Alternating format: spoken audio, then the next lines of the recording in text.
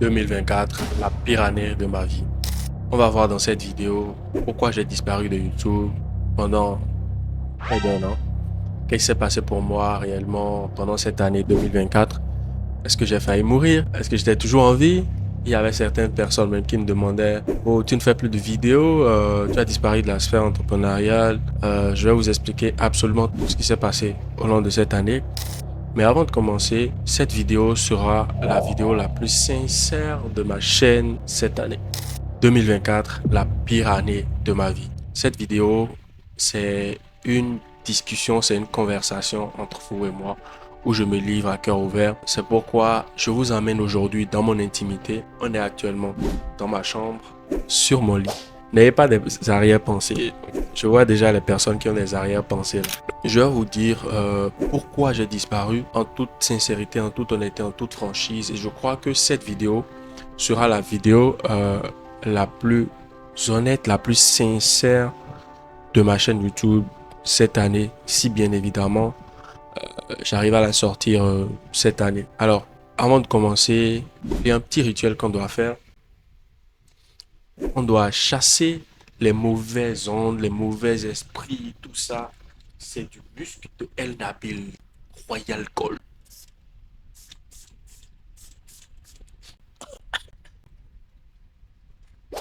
Ensuite, je vais vous demander de vous asseoir confortablement, de mettre la vidéo comme une série Netflix, de prendre votre café, votre thé, votre cappuccino, peu importe ce que vous voulez, en fonction de vos moyens. Moi, j'ai mes bouteilles d'eau parce que ce sera vraiment long. Donc,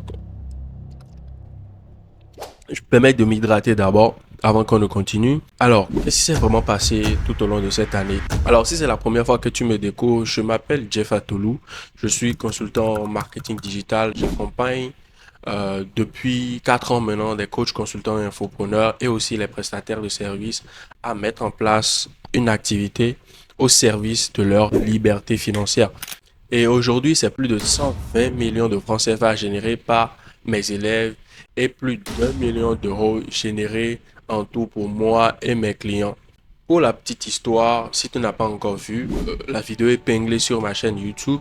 Tu peux aller revoir mon histoire, mais je vais te faire un récapitulatif de qui je suis rapidement pour te spoiler un peu la vidéo avant qu'on ne continue. C'est parce que c'est vraiment important que tu entres dans le contexte et tout. Alors, il faut savoir que moi, je suis issu d'une famille monoparentale. Je suis issu d'une mère célibataire. Très tôt, mon père, il nous a laissés parce qu'il avait plusieurs femmes. Donc, on s'est retrouvé à la charge de notre mère. Donc, on est trois.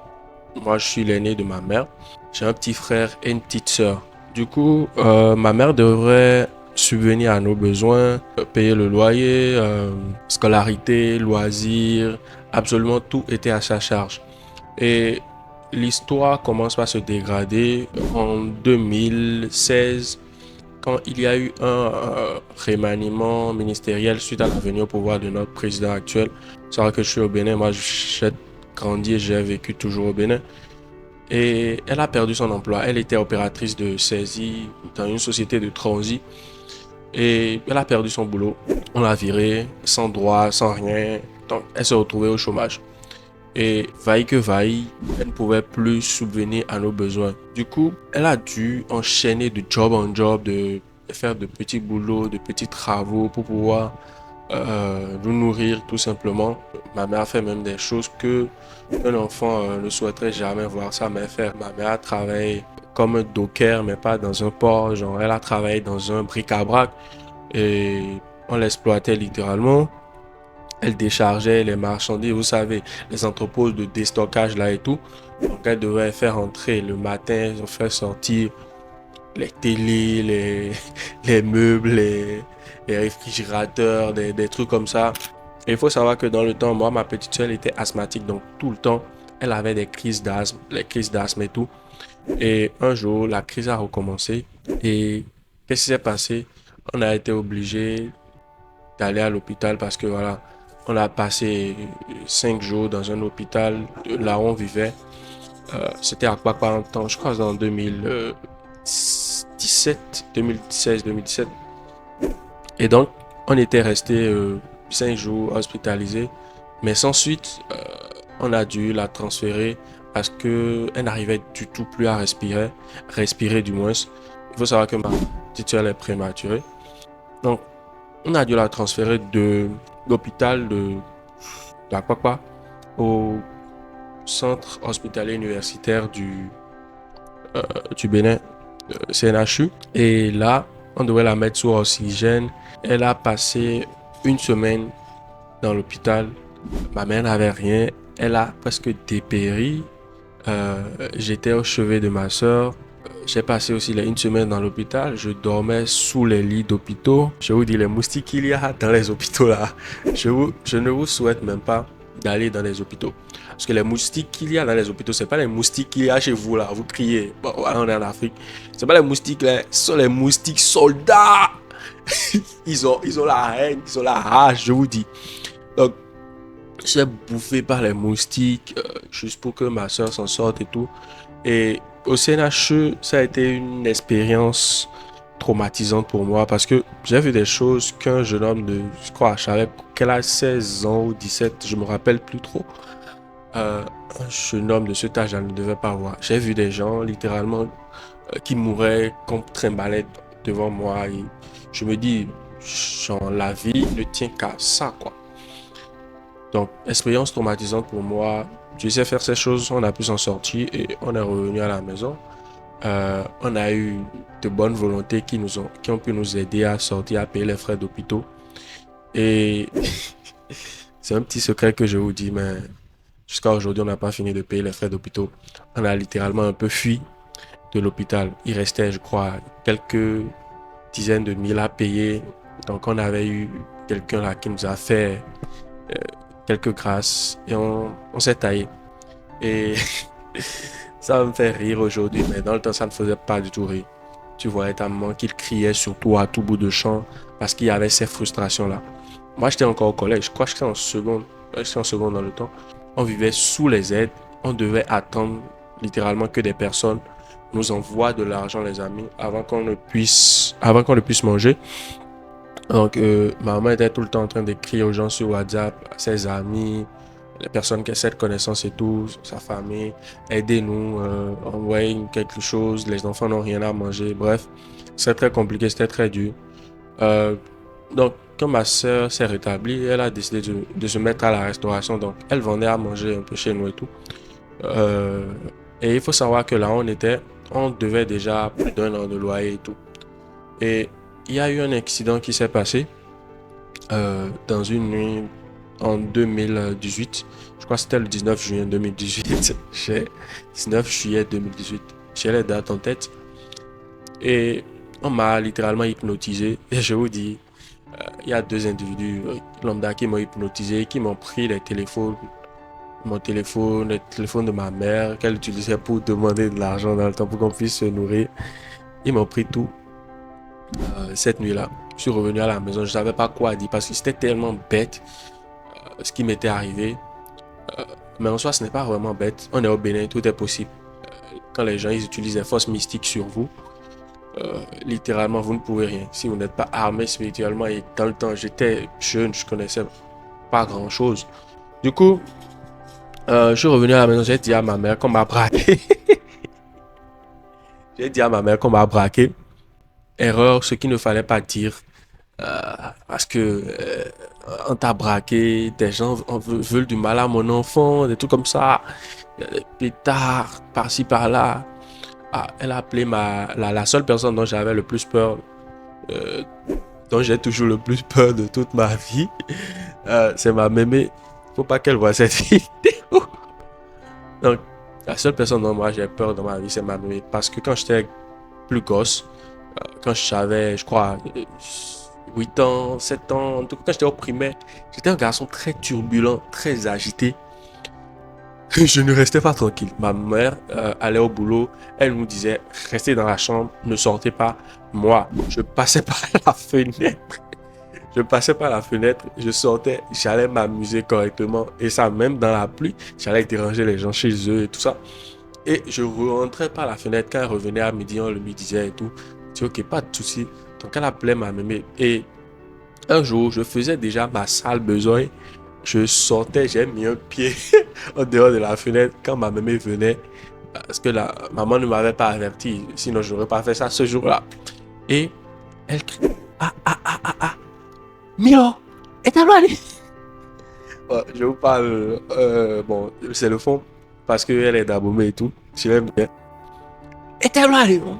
Genre, qu'est-ce que tu fais? Parce que moi, je m'appelle. Mon nom de maison, c'est Milo, quoi. Donc, elle est venue. On avait une bonne. Une nounou dans le temps, si je peux l'appeler. Appeler comme ça. Ici, on les appelle les bonnes. Donc, elle a ouvert la porte. Venez voir le déchaînement sur moi. Direct, elle est allée dans la cuisine. Elle a pris une spatule ou un truc qu'on prend pour remuer la pâte et tout. Je vous mettrai le nom. Bon, je vous mettrai une description, une photo en montage. Et elle m'a allongé sur le divan. Elle m'a tapé, elle m'a fessé. Ma fille, je n'oublierai jamais ce jour. Elle m'a fessé correctement. Et cette scène-là s'est passée, répétée au moins 2, 3 fois. Parce que à chaque fois, je récidais. J'étais très récalcitrant, je vous dis. Donc, ma mère me traumatisait littéralement. Quand on dit, allons à Godomé chez mémé, je me dis, ah ouais, ça c'est dinguerie. Je vais encore passer à tabac. On va encore me passer à tabac, j'ai dit. Donc, j'avais le plus peur de ma mère. Donc, elle a appelé. Et le lendemain, automatiquement, elle a fait une descente avec son ZEM parce qu'elle avait un ZEM personnel et tout. Et elle me dit, qu'est-ce qui s'est passé? Je dis que les gens ont mis un pistolet sur moi et tout. On m'a d'abord mis à genoux. Qu'est-ce que tu faisais dans la nuit? Et le ZEM m'a donné 2 claques. Pah, pah. Vous voyez comment on enchaîne les gens. C'est bois, bois. Et c'est une dinguerie. Et en fait, dans le temps, j'avais commencé les classes sportives de taekwondo. Donc, je pouvais voir les coups venir, quoi. Donc, j'ai fait ça. Bloqué. Hein. Il dit, ah, tu bloques. Mais cool. J'ai dit, ah, j'ai fait quoi? Elle dit, ok, couche-toi, dans la main. On avait un pamatoire là qui s'appelait Avi Djegbe. Et le truc, dans le temps, j'avais plus mal de ce qui m'était arrivé, de la manière dont j'étais bête, dont j'ai été con, que des coups qu'il me donnait. En fait, les coups qu'il me donnait me disaient littéralement rien. Parce que voilà, je commençais pas à être pratiquant, j'ai appris à encaisser les coups et tout. J'étais même pas encore ceinture blanche, c'était les classes sportives. Donc, on me tapait, je faisais semblant de pleurer, mais j'avais pas vraiment mal. J'avais plus mal de l'événement, quoi. Et donc, là, ils ont fait ce qu'ils ont eu à faire, ils sont partis. Toute la famille a été alertée. J'étais littéralement, j'avais honte. Je ne pouvais même plus sortir de chez moi et tout. Et donc, qu'est-ce qui s'est passé? Notre propriétaire a dit, notre bailleur, elle a dit, c'était une dame, que déjà si moi je me fais braquer, c'est que je suis dans un gang et que je ne suis plus digne de confiance. Donc, on doit littéralement quitter sa maison. Elle a dit, ah ouais. Ok, pas de souci. On doit quitter sa maison. Et on devait 2 ans, presque 2 ans d'arrière et de loyer qu'on n'avait pas payé et tout. Donc, qu'est-ce qui s'est passé?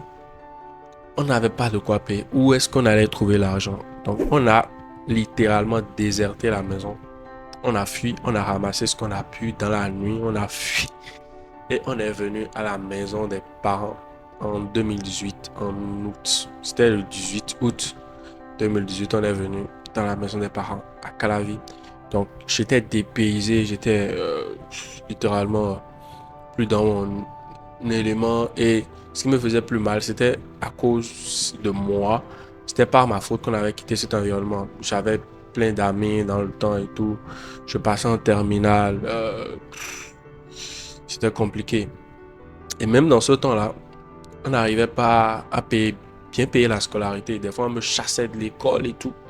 Donc, j'ai quand même réussi à passer en terminale. Donc, on a dû me faire un transfert de CEG à Papa Centre au CEG1 à Bomey-Calavi. Donc, j'ai perdu tout contact avec mes amis et tout. Bref, je suis venu dans un nouvel environnement et j'avais tellement la rage. Et mon seul objectif, c'était tout simplement d'avoir mon bac et de prendre une revanche sur la vie, ce que j'espérais. Donc, en 2018-2019, j'étais en terminale, je devais passer mon bac Et qu'est-ce qui s'est passé? Toujours dans les contraintes financières, frustration financière. Mais à un moment, elle faisait encore ce qu'elle savait faire de mieux, préparer, vendre. Elle vendait à manger. Un petit maquis-bar là, vite fait, où elle vendait du spaghetti, du fromage local à Monsoja, avec de la cassa et tout aux gens.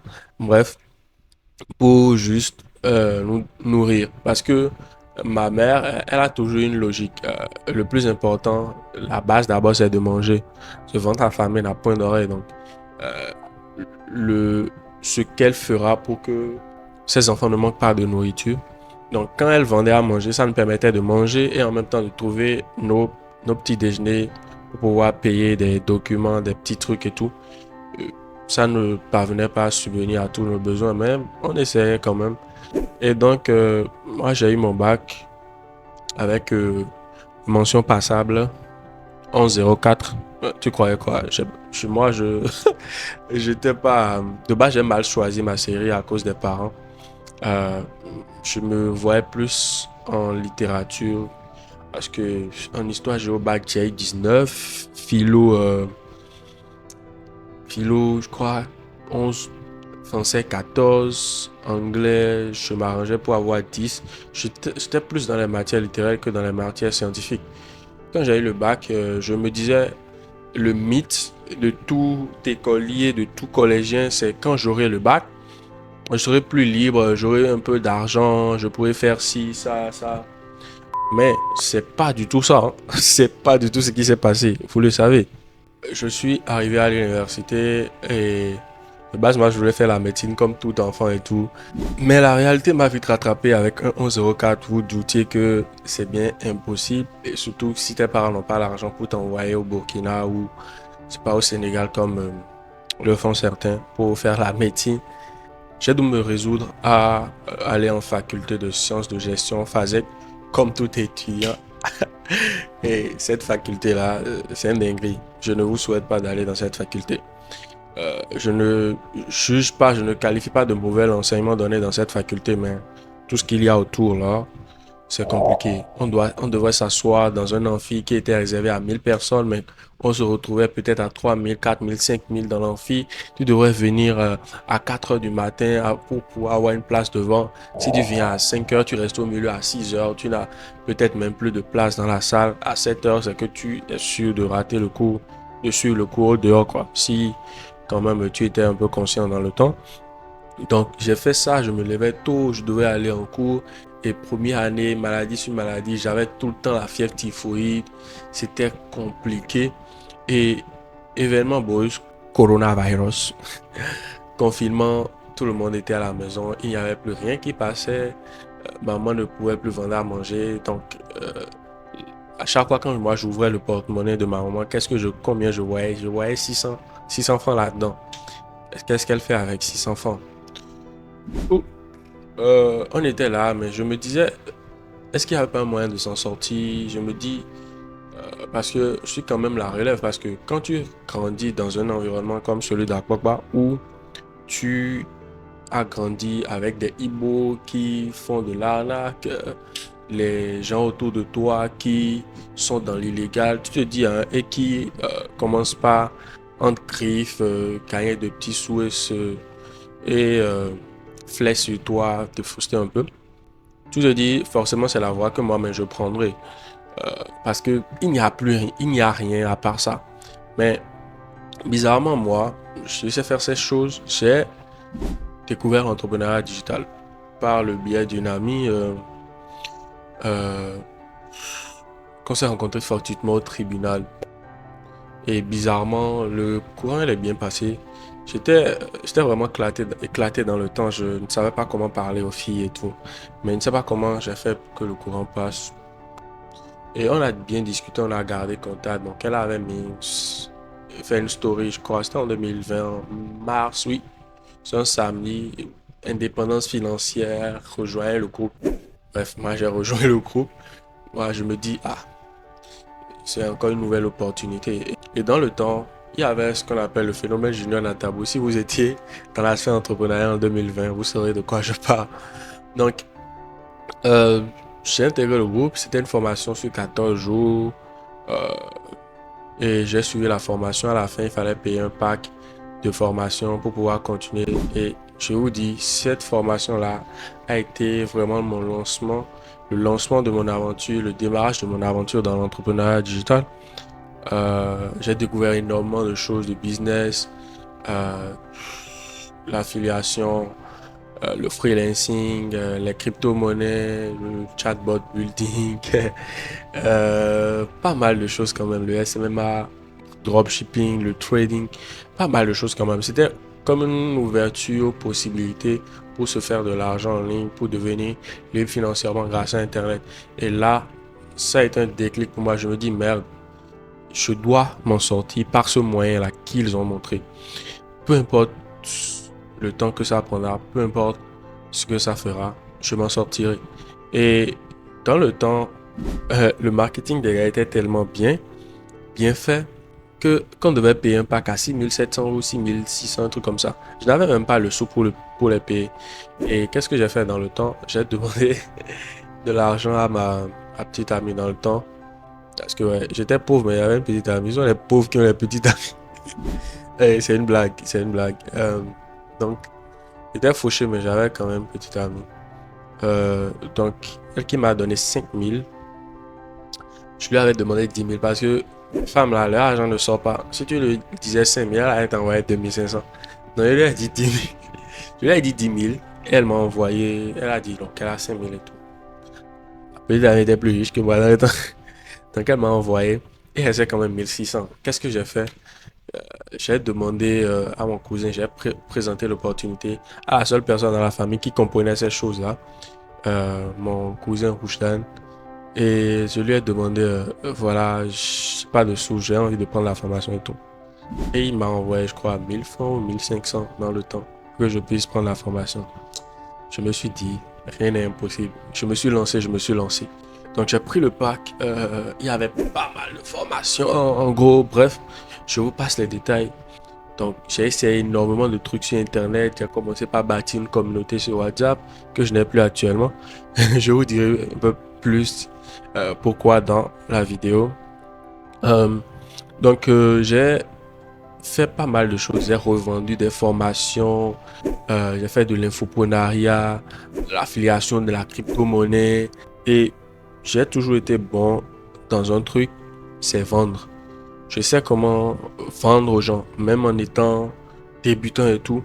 J'arrivais à convaincre les personnes, même si c'était pas une foule de personnes, j'arrivais quand même à convaincre les gens. Donc, mes premiers revenus sur Internet, c'était, c'était bizarre. C'était 2000 issus de la vente de 100 liens de groupe WhatsApp.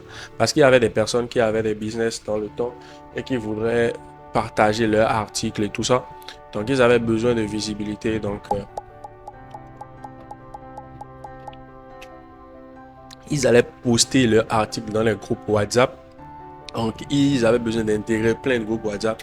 Donc, moi, je ne sais même plus comment je me suis arrangé pour les avoir là. Et je lui ai vendu à un gars que je ne connais même ni d'Adam ni d'Ève. Il m'a envoyé les 2000. Je lui ai envoyé le lien. J'ai dit, waouh. Ok. 2000 là à l'époque, c'était colossal pour moi. Je suis passé de quelqu'un qui voyait 600 dans le porte-monnaie de sa maman, qui voulait 200, qui allait prendre une connexion Internet, forfait maxi. J'en ai trop payé dans le temps. 200 appels Internet et qui allait squatter le Wi-Fi du voisin. Merci à toi, Hubert. J'allais squatter ça Wi-Fi pendant le temps du confinement H24 dans la nuit. Mais à 4 5 heures, j'étais là. À 4 heures, j'étais là. Ma mère criait sur moi, va dormir et tout. Je m'endormais à 7 heures, je suis encore là pour encore utiliser la connexion parce qu'il devait aller au boulot. Des fois, littéralement, même je prêtais le PC du gars pour pouvoir travailler et tout. Tellement j'étais déterminé, j'étais motivé. Et j'ai continué veille comme ça à vendre des trucs, à faire un peu de tout sur Internet. Et événement fâcheux qui est arrivé en octobre 2020. C'était le 28 octobre 2020, 7-28 octobre, dans la nuit du 27-28 octobre 2020. La boutique de ma maman où elle vendait la cassade, du fromage local et tout ça a pris feu. Pourquoi? Parce qu'on n'avait pas payé les factures d'électricité et la personne qui se chargeait de couper le courant électrique là, qui venait nous suspendre, il a coupé, mais il a mal coupé en fait. Et pendant la nuit, je sais pas comment ça s'est fait, mais ça c'était vraiment mystique. C'était pas juste dû à la facture non payée et ça a pris feu. Toute la boutique a pris feu. Et ce soir-là, les amis, j'ai vu ma mère dans un état où personne ne souhaiterait voir ça, sa mère. Et ma mère était abattue. Elle était, elle tombait littéralement dans les pommes à chaque fois. On a dû lui dire de se reposer. Parce que quand tu vois toutes tes économies partir en fumée, ta seule source de revenus, tu te dis, mais qu'est-ce qui se passe? C'est le ciel qui me tombe dessus. Et genre, il n'y avait plus rien, quoi. Pas d'espoir pour nous et tout.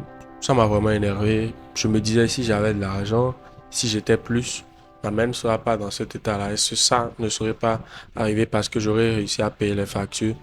Et ça a créé comme un déclic dans moi, ma tête. Ça a vraiment créé, c'était là le déclic pour moi. Et je me suis dit, ouais, à partir d'aujourd'hui, je prends mes responsabilités. Je suis un homme. J'avais quoi, je sais pas, 20 ans, je sais pas, 19 ans, je ne sais plus trop. Je me dis à partir de maintenant, je fais tout pour que nous puissions nous en sortir. Je me suis mis à travailler 10 fois, voire 50 fois plus. J'essayais des trucs, pas mal de trucs. Je me disais, les factures, c'est moi qui les paye maintenant. Et ma détermination a quand même payé. Ça m'a permis de faire des choses qui m'ont permis de rencontrer des personnes qui m'ont ouvert certaines portes, notamment ma rencontre avec mon associé Torif en 2021 à un événement. Et lui faisait du freelancing. Dans le temps, je gagnais un peu d'argent par-ci par-là avec de l'infoprenariat. J'ai toujours fait de l'infoprenariat moi, depuis quand je me suis lancé. Mais en fait, je ne le faisais pas à grande échelle et les produits que je vendais n'apportaient pas vraiment une transformation dans la vie des gens. C'était des trucs pour résoudre le problème de la faim. Et c'était ça, moi, mon concept dans le temps. Parce que je me dis, c'est ce que moi, ma mère m'a toujours dit, il faut d'abord résoudre le problème de la faim avant de penser à faire autre chose et tout. Je me dis, je vais aider les gens à résoudre le problème de la faim avec des petits produits, des petites astuces et tout. Je les prenais un peu de sous pour ça et tout. Donc, ce que je faisais, et là, je me suis dit, je dois vraiment aller vers un truc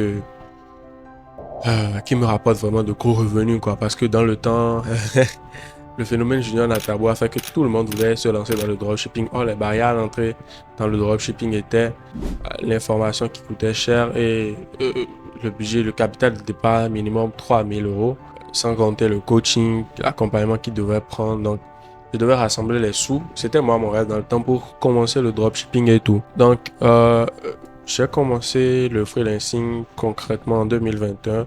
J'étais chatbot builder. Euh, donc, vaille que vaille, 2 mois après, je crois que j'ai signé mon premier client. Et voilà, j'ai vu que voilà, ça marchait, je pourrais continuer et tout. Et là, avec Torif, on a décidé de créer notre incubateur où on a accompagné énormément de personnes. Et je vais dire, aujourd'hui, la majorité des freelancers que vous voyez, je ne dis pas tous, mais la grande majorité des freelancers, des prestataires de services que vous voyez en Afrique, ont pris part à notre incubateur, quoi. C'est pour dire comment on a vraiment impacté l'écosystème des freelancers en Afrique. Donc, la majorité des personnes qui vous coachent, qui font des vidéos sur YouTube, peut-être actuellement, que vous voyez, que vous suivez, il faut savoir qu'ils sont passés par mon incubateur, que je les ai coachés une fois. Je ne vais pas me considérer comme l'ancêtre ou le père des freelancers africains, non. Je ne suis en aucun cas ça. J'ai fait mon tout bout de chemin, mais beaucoup de personnes sont passées quand même par moi. Donc, après ça, j'ai commencé par stagner parce que en fait, chatbot building c'était bien, mais en fait, c'était pas très connu et il y avait beaucoup de barrières à l'entrée. Il fallait avoir un gros réseau pour pouvoir avoir des clients. C'était pas un truc vraiment viable quoi. Et même les agences de chatbot building travaillent avec des agences qui faisaient des tunnels de vente ou des webinaires. Donc, c'était en mode un travail où on sous-payait, je vais dire. Donc, tu pourrais arriver dans le temps à vendre des chatbots à 500, 600, voire même 1 500 euros à des e-commerçants. Mais voilà, c'était vraiment rare, quoi. Et en plus, dans le temps, il y avait plus beaucoup de personnes qui adoptaient les chatbots parce qu'ils trouvaient ça très intrusif. Et donc, vu que je stagnais terriblement à ce moment-là, j'ai décidé de migrer. Qu'est-ce qu'il fallait faire? Je voyais les personnes qui faisaient Facebook Ads. Je me dis, j'avais un peu le syndrome de l'imposteur ou la peur de me lancer dans un autre domaine parce que vu que je coachais, j'accompagnais des élèves, je me disais, mes élèves vont me dire, chatbot ne marche pas maintenant, il a viré dans quelque chose d'autre, hein. Le coach aussi là. Donc j'avais cette appréhension là, même moi je me suis dit, ce n'est pas les autres qui font ma vie, c'est moi. Donc j'ai fait une transition. Je suis devenu webinar builder. J'ai payé mes premières formations lors de mastermind qu'on a fait en 2021 avec les amis, nos élèves et tout ça. Et là, on entrait dans l'année 2022. J'ai créé mon agence fin 2021. Et fin 2021, je crois aujourd'hui, mon agence de webinar a exactement 3 ans. Je me suis lancé comme ça dans le webinar building, chercher des clients. Et là, j'avais plus d'opportunités. Je crois que j'ai fait 4 mois. J'ai eu mon premier client qui m'a payé 100 euros pour l'aider à optimiser quelque chose pour son webinar. C'était au niveau des chatbots. Ensuite, je crois, 1 mois ou 2 mois après, j'ai eu un autre client qui m'a payé 1500 euros et qui n'a pas fini de payer ma prestation, qui a fui avec le système que je lui ai mis en place. Après ça, j'ai eu encore un autre client et j'ai commencé par progresser comme ça. Il faut savoir que là, j'avais déjà pris les responsabilités à la maison. J'envoyais de l'argent tous les mois à ma mère. Je payais les factures. J'aidais pour des petites choses. Et en ce moment, j'étais toujours chez ma mère et tout. Donc, je continuais mon petit bout de chemin. Il y avait des mois, c'était très compliqué. Et ma mère croulait toujours sous le poids des dettes et tout.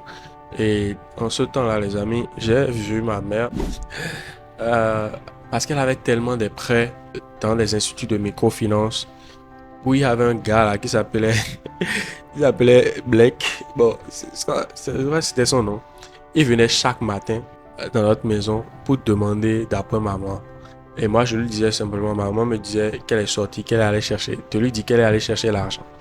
Elle dit que oui, que ma maman, elle est allée chercher l'argent. Je vous dis, le gars, il venait à 6 heures, 6 heures, 7 heures du matin. Et je lui dis, maman n'est pas là, elle est allée chercher l'argent et tout. Il me dit, ah ouais, tu es sûr que votre maman n'est pas là? Et elle est venue à la maison hier. Oui, elle est venue à la maison hier. Et à 6 heures, elle n'est pas à la maison. Je lui dis oui, qu'elle est sortie. Elle s'est levée très tôt. Parce que le type, il venait le soir et venait le matin. Donc le soir, il ne voyait pas ma mère. Le matin aussi, il ne voyait pas ma mère. Mais à quel moment elle venait à la maison en fait? Or, je vous disais, ma maman se cachait littéralement sous le lit, mettait son téléphone en silencieux. Parce que quand le gars il venait, il faisait qu'appeler, appeler, appeler. Elle ne décrochait pas. Parce que qu'est-ce qu'elle allait lui dire? Elle devait à l'institut de microfinance plus de 200 et quelques mille et tout. Bref, on a vécu dans ça. On a essayé de commencer par payer les dettes petit à petit quand j'ai commencé par gagner de l'argent. Et fin 2022, 2023 a vraiment été mon année de consécration où j'ai vraiment explosé entre griffes. Euh, Cette année, j'ai généré plus de, je crois, 30 000 euros. J'ai lancé plusieurs fois des infoproduits. J'ai beaucoup de clients et de gros clients en plus. Notamment, j'ai à travailler avec le coach numéro 1 en séduction en francophonie, Alex Hitchens, avec qui on a généré entre 375 000 euros grâce au système de conférence en ligne que je mettais en place pour lui. Euh, Après ça, j'ai eu le privilège de faire partie de l'équipe francophone marketing du célèbre Tony Robbins, le coach numéro 1 en développement personnel au monde, PNL et tout ça. Vous tapez sur Internet, il est assez célèbre, assez connu. C'est le gars qui fait marcher les gens sur les flammes, sur les braises de charbon. Donc, j'ai eu énormément de clients, j'ai eu de la visibilité, de la crédibilité dans ce que je faisais. Beaucoup de personnes me contactaient pour travailler avec moi. 2023, c'était vraiment très belle année pour moi. Et je me suis permis de voyager. Vous avez vu sur ma chaîne, je vous ai partagé un peu tout ça. Je suis allé au Sénégal pour, je crois, 10 ou 11 jours. J'ai passé de belles vacances. Sénégal, Dakar, c'est une très belle ville, hein. Une très belle ville où je retournerai sûrement. Euh, je me dis bien si je devrais m'installer dans des villes, soit Dakar, Sénégal ou Accra ou Afrique du Sud. Bon, je n'ai pas encore testé l'Afrique du Sud, peut-être l'année prochaine, en 2025. Je vais voir comment c'est. Et donc, fin 2023, qu'est-ce qui s'est passé? Euh, j'ai eu un peu un down dans mes finances, je vais dire, parce que tellement j'ai dépensé, j'ai fait des trucs où, quand je dis un down, c'est pas, voilà, je me suis retrouvé vraiment au sol, mais voilà quoi. Je suis passé à faire des mois à 10 000 euros, à faire un mois à peut-être 3 000 ou 1 500. Ça agissait forcément sur le mental. Donc, quand je suis revenu du Sénégal le mois de novembre, j'ai tellement charbonné parce que je sentais la douille venir. Et dans le mois de novembre, tellement charbonné, j'ai pris énormément d'appels pour mon agence. J'ai mis en place un nouveau système, un système de setting pour mon agence et tout. Et donc, le système devait prendre un mois pour prendre. Le système a commencé par porter ses fruits en décembre, je crois, le 19 décembre. J'ai signé un client sur mon offre qui est passé de 10 000 à 6 000 parce que j'ai retiré pas mal de choses dedans parce que mon offre à 10 000, c'était compliqué en termes de logistique à gérer, en termes d'équipe. Je devais gérer plusieurs personnes, euh, ce qui était un peu complexe pour moi. Je n'avais pas forcément envie de faire ça. Donc, j'ai réduit certaines choses dans mon offre et forcément, j'ai réduit aussi le prix. Donc, mon offre est passée de 10 000 à 6 000. Donc, je l'ai testé une fois, j'ai vendu à 6 000. Forcément, une offre à 10 000 qui marche. Quand je dis une offre à 10 000, c'est que je price 10 000 pour accompagner mes clients, leur mettre en place mon écosystème de webinaire, absolument tout. Et ça, c'est sans compter les sous de la publicité, hein. Donc, j'encaissais 10 000. Il faut savoir qu'en prestation de service, quand tu fais tout toi seul, quand tu n'as pas de prestataires, quand tu as ton agence, que tu encaisses 10 000, tu encaisses 10 000 quoi. Ou peut-être tu payes des abonnements, mais c'est entre 75 et 95% de marge que je me faisais. Et dans le temps, malheureusement pour moi ou heureusement, j'avais une équipe à gérer. Donc j'avais des prestataires, des médias bailleurs et tout ça à payer. Donc qui coûtait cher. Donc forcément, j'encaissais peut-être 6 000. Je payais 4 000 en prestat et tout. Donc c'était plus du 60%. Donc j'ai décidé de me détacher de ça et d'encaisser tous les 6 000 et de faire tout moi seul. Et donc j'ai testé, j'ai signé une cliente et on a fini l'année en beauté. Et vu que le système a commencé par prendre euh, le mois de janvier 2024, venons maintenant aux bonnes choses. Si vous n'avez pas encore votre café, prenez des chips, prenez de l'eau. Moi, j'aime mon eau, je vous le répète encore. On va voir ce qui s'est vraiment passé en 2024 pour moi. Alors, en janvier 2024, ce mois, c'était un mois de grind, de focus. Bon, pas de focus, de clarté. J'ai fait entrer 2 clients sur mon offre. Euh, j'ai fait un webi. Donc, j'ai naturellement bien débuté l'année, comme tout entrepreneur. En fait, moi, je suis pas en mode de nouvelle année, nouvelle résolution. Vous aurez dû voir sur je crois que c'est mon avant-dernière vidéo YouTube. Les années, c'est juste un chiffre, ce n'est pas. Vous ne changez pas de vie, c'est juste une continuité. En fait, c'est juste un chiffre. C'est en mode, vous quittez lundi, vous venez à mardi. Bon, aujourd'hui, cette année, tu vas quitter mardi pour venir à mercredi, tu vois. Donc, rien ne change, c'est juste un chiffre. 4 devient 5, le mardi devient mercredi, et voilà, il n'y a rien qui change. Donc, arrêtez de vous exciter comme des puces. Nouvelle année, nouvelle résolution. Vous avez dit ça tout au long de votre vie, mais vous n'avez rien créé. Donc, arrêtez de nous saouler sur vos stories avec 2025, la consécration, machin, euh, nouvelle. Arrêtez. Et ceux qui font les vœux, qui ne digèrent pas eux-mêmes, là, arrêtez de souhaiter joyeuse, heureuse année à tout le monde. De toute façon, si je vois une personne qui m'envoie un je bloque la personne. Donc, 2000, janvier 2024, si je devais résumer le mois en une leçon, c'est que la clarté bat le focus. Parce que qu'est-ce qui s'est passé pendant ce mois-là?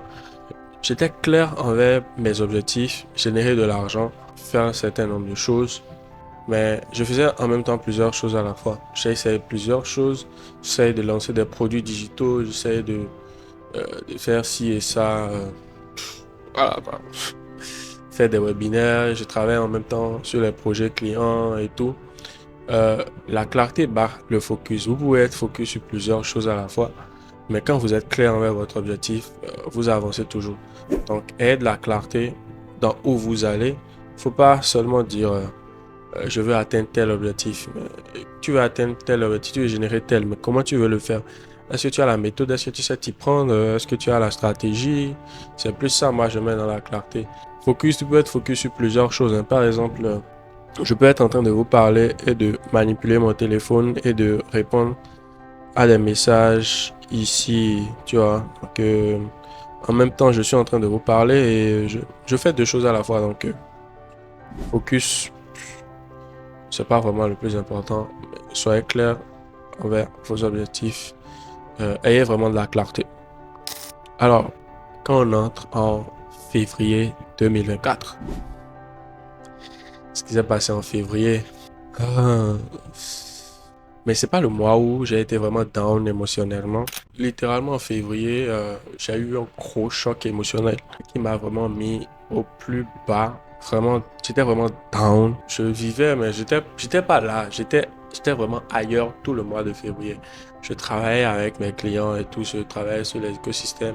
J'ai commencé par prendre du retard parce que émotionnellement, ça n'allait pas. Vous savez, quand tu subis des choses que tu te dis, ça ne peut pas m'arriver à moi et tout ça, comme une trahison par exemple, et que tu es quelqu'un qui était attaché émotionnellement à certaines personnes, et que des personnes comme ça te font un certain nombre de choses, des dingueries inimaginables, tu te dis franchement, finalement, en qui il faut avoir confiance, qu'est-ce qui se passe, où le monde part, tant de questions que je me posais, j'étais vraiment abattu, littéralement, je ne vivais presque plus, je marchais, mais bon, j'étais comme un cadavre debout, quoi. Et j'ai pendant tout ce mois cherché du réconfort, du support dans plein de choses. Je me suis même adonné à certains vices et tout. Mais rien n'y put, tellement le choc émotionnel était profond, était puissant. Je vais dire que ce n'est vraiment pas pu. Et il faut savoir qu'en ce mois-là, je me considérais comme Superman, super puissant, quelqu'un qui traverse toutes les situations à la tête haute, qui ne subit pas les choses, qui avance. Parce que j'étais le pourvoyeur, celui qui donnait de plus de lui. Et quand tu es habitué à donner, à donner, à donner, à un moment, tu te vides, mais tu continues toujours pas à donner de ce que tu n'as pas. Et quand des chocs émotionnels comme ça viennent, tu es totalement déstabilisé. C'était littéralement la descente aux enfers. La première descente aux enfers pour moi. Ne vous inquiétez pas, il y a une deuxième descente aux enfers dans quelques mois, toujours dans la même année. Donc, c'était vraiment insupportable. Et quelle leçon j'ai tiré de cette expérience-là? C'est que, en fait, vous n'êtes rien. L'être humain n'est rien. Peu importe ce que tu as, des milliards dans le compte en banque, tes actifs, une petite chose, rien du tout, peut littéralement te déstabiliser. Et c'est là que je me suis rendu compte qu'il y avait des blancs, quand les blancs, les Européens, du moins, ils se disaient, il a perdu son chien, il est souffrant, il a tellement mal et tout. Dans le temps, je me disais, c'est quoi ces bêtises qu'ils disent? Mais je me suis rendu compte qu'en fait, c'était pas des bêtises. Quand tu es attaché émotionnellement à quelque chose et que tu perds cette chose-là ou qu'un changement vient tout simplement brusquer les choses, tu ne te retrouves plus, tu es littéralement perdu. C'était deep, c'était profond, ça avait très très mal. Ça m'a permis de comprendre que je n'étais vraiment rien. Et il fallait être humble. Il ne faut jamais dire jamais. Tout peut se passer à n'importe quelle heure, n'importe quel moment. Soyez juste sur vos gardes, frères. Et ne faites confiance à personne. Sachez en qui donner vos confiances. Parce que ce sont les personnes les plus proches de vous qui peuvent vous atteindre, qui peuvent vous faire le plus de mal. Donc, soyez bons, mais soyez quand même éveillés pour ne pas être con. Soyez assez intelligent pour ne pas être assez con, pour repérer rapidement les douilles à 1000 km quoi. Et là, vous avez moins de chances d'être atteint par un certain nombre de choses. Donc, février, j'étais en down émotionnel, mais quand même, j'étais obligé de gérer les projets clients. Et littéralement, mon business a commencé par prendre un coup frénétiquement. L'impact ne se sentait pas, mais j'étais plus lent à la détente. Je travaillais plus, je prenais énormément de retard dans le travail parce que vous savez, quand émotionnellement ça ne va pas, le corps il ne suit pas. Donc, veillez vraiment à ça. Et soyez humble et voilà quoi. On va fermer cette page de février, ces mauvais souvenirs. On se détache de ces liens émotionnels négatifs là et on va entrer dans mars 2024. Alors, en mars 2024, je commençais par me sentir comme une merde et je me suis dit, tu es un homme, tu as des responsabilités, tu as des charges, la survie de plusieurs personnes dépend de toi. Donc, je me suis dit, je ne pouvais pas continuer comme ça parce que ça faisait quand même un mois que je chante griffe pleurnichais, bon, pas vraiment. Euh, Même le plus fort aurait quand même eu un coup de mou dans cette période-là parce que c'était vraiment atroce. Et je me suis dit, ça ne peut pas continuer comme ça et je devais faire quelque chose pour sortir de ce mauvais état émotionnel. Et donc, qu'est-ce que j'ai fait? J'ai pensé à prendre de l'attitude, prendre du recul, voyager pour pouvoir m'extirper de ces démons-là, éliminer tout ça. Et qu'est-ce que j'ai fait? Je me suis réfugié dans le sport. Et le mois de mars en taekwondo, ça a été vraiment un mois vraiment actif pour moi. Je vous mettrai une photo ici. Je me suis tellement entraîné. Et là, j'ai eu le privilège de m'entraîner avec eux pour les préparations des Jeux olympiques africains de Accra 2024 avec l'équipe nationale de taekwondo. Donc, je me suis entraîné avec eux et j'ai même voyagé avec eux. Euh, bon, moi, je suis allé séparément, mais j'étais quand même avec eux pour tout simplement aller soutenir mon équipe pour les Jeux olympiques Accra 2024. Et sincèrement, c'était une très belle expérience qui m'a fait vraiment un peu oublier mes démons et tout. Euh, donc, je suis allé à Accra. C'était ma première fois à Accra. J'ai découvert Accra. C'était une très belle ville, une belle expérience. Et j'ai une petite anecdote que je vous raconterai dans quelques secondes là.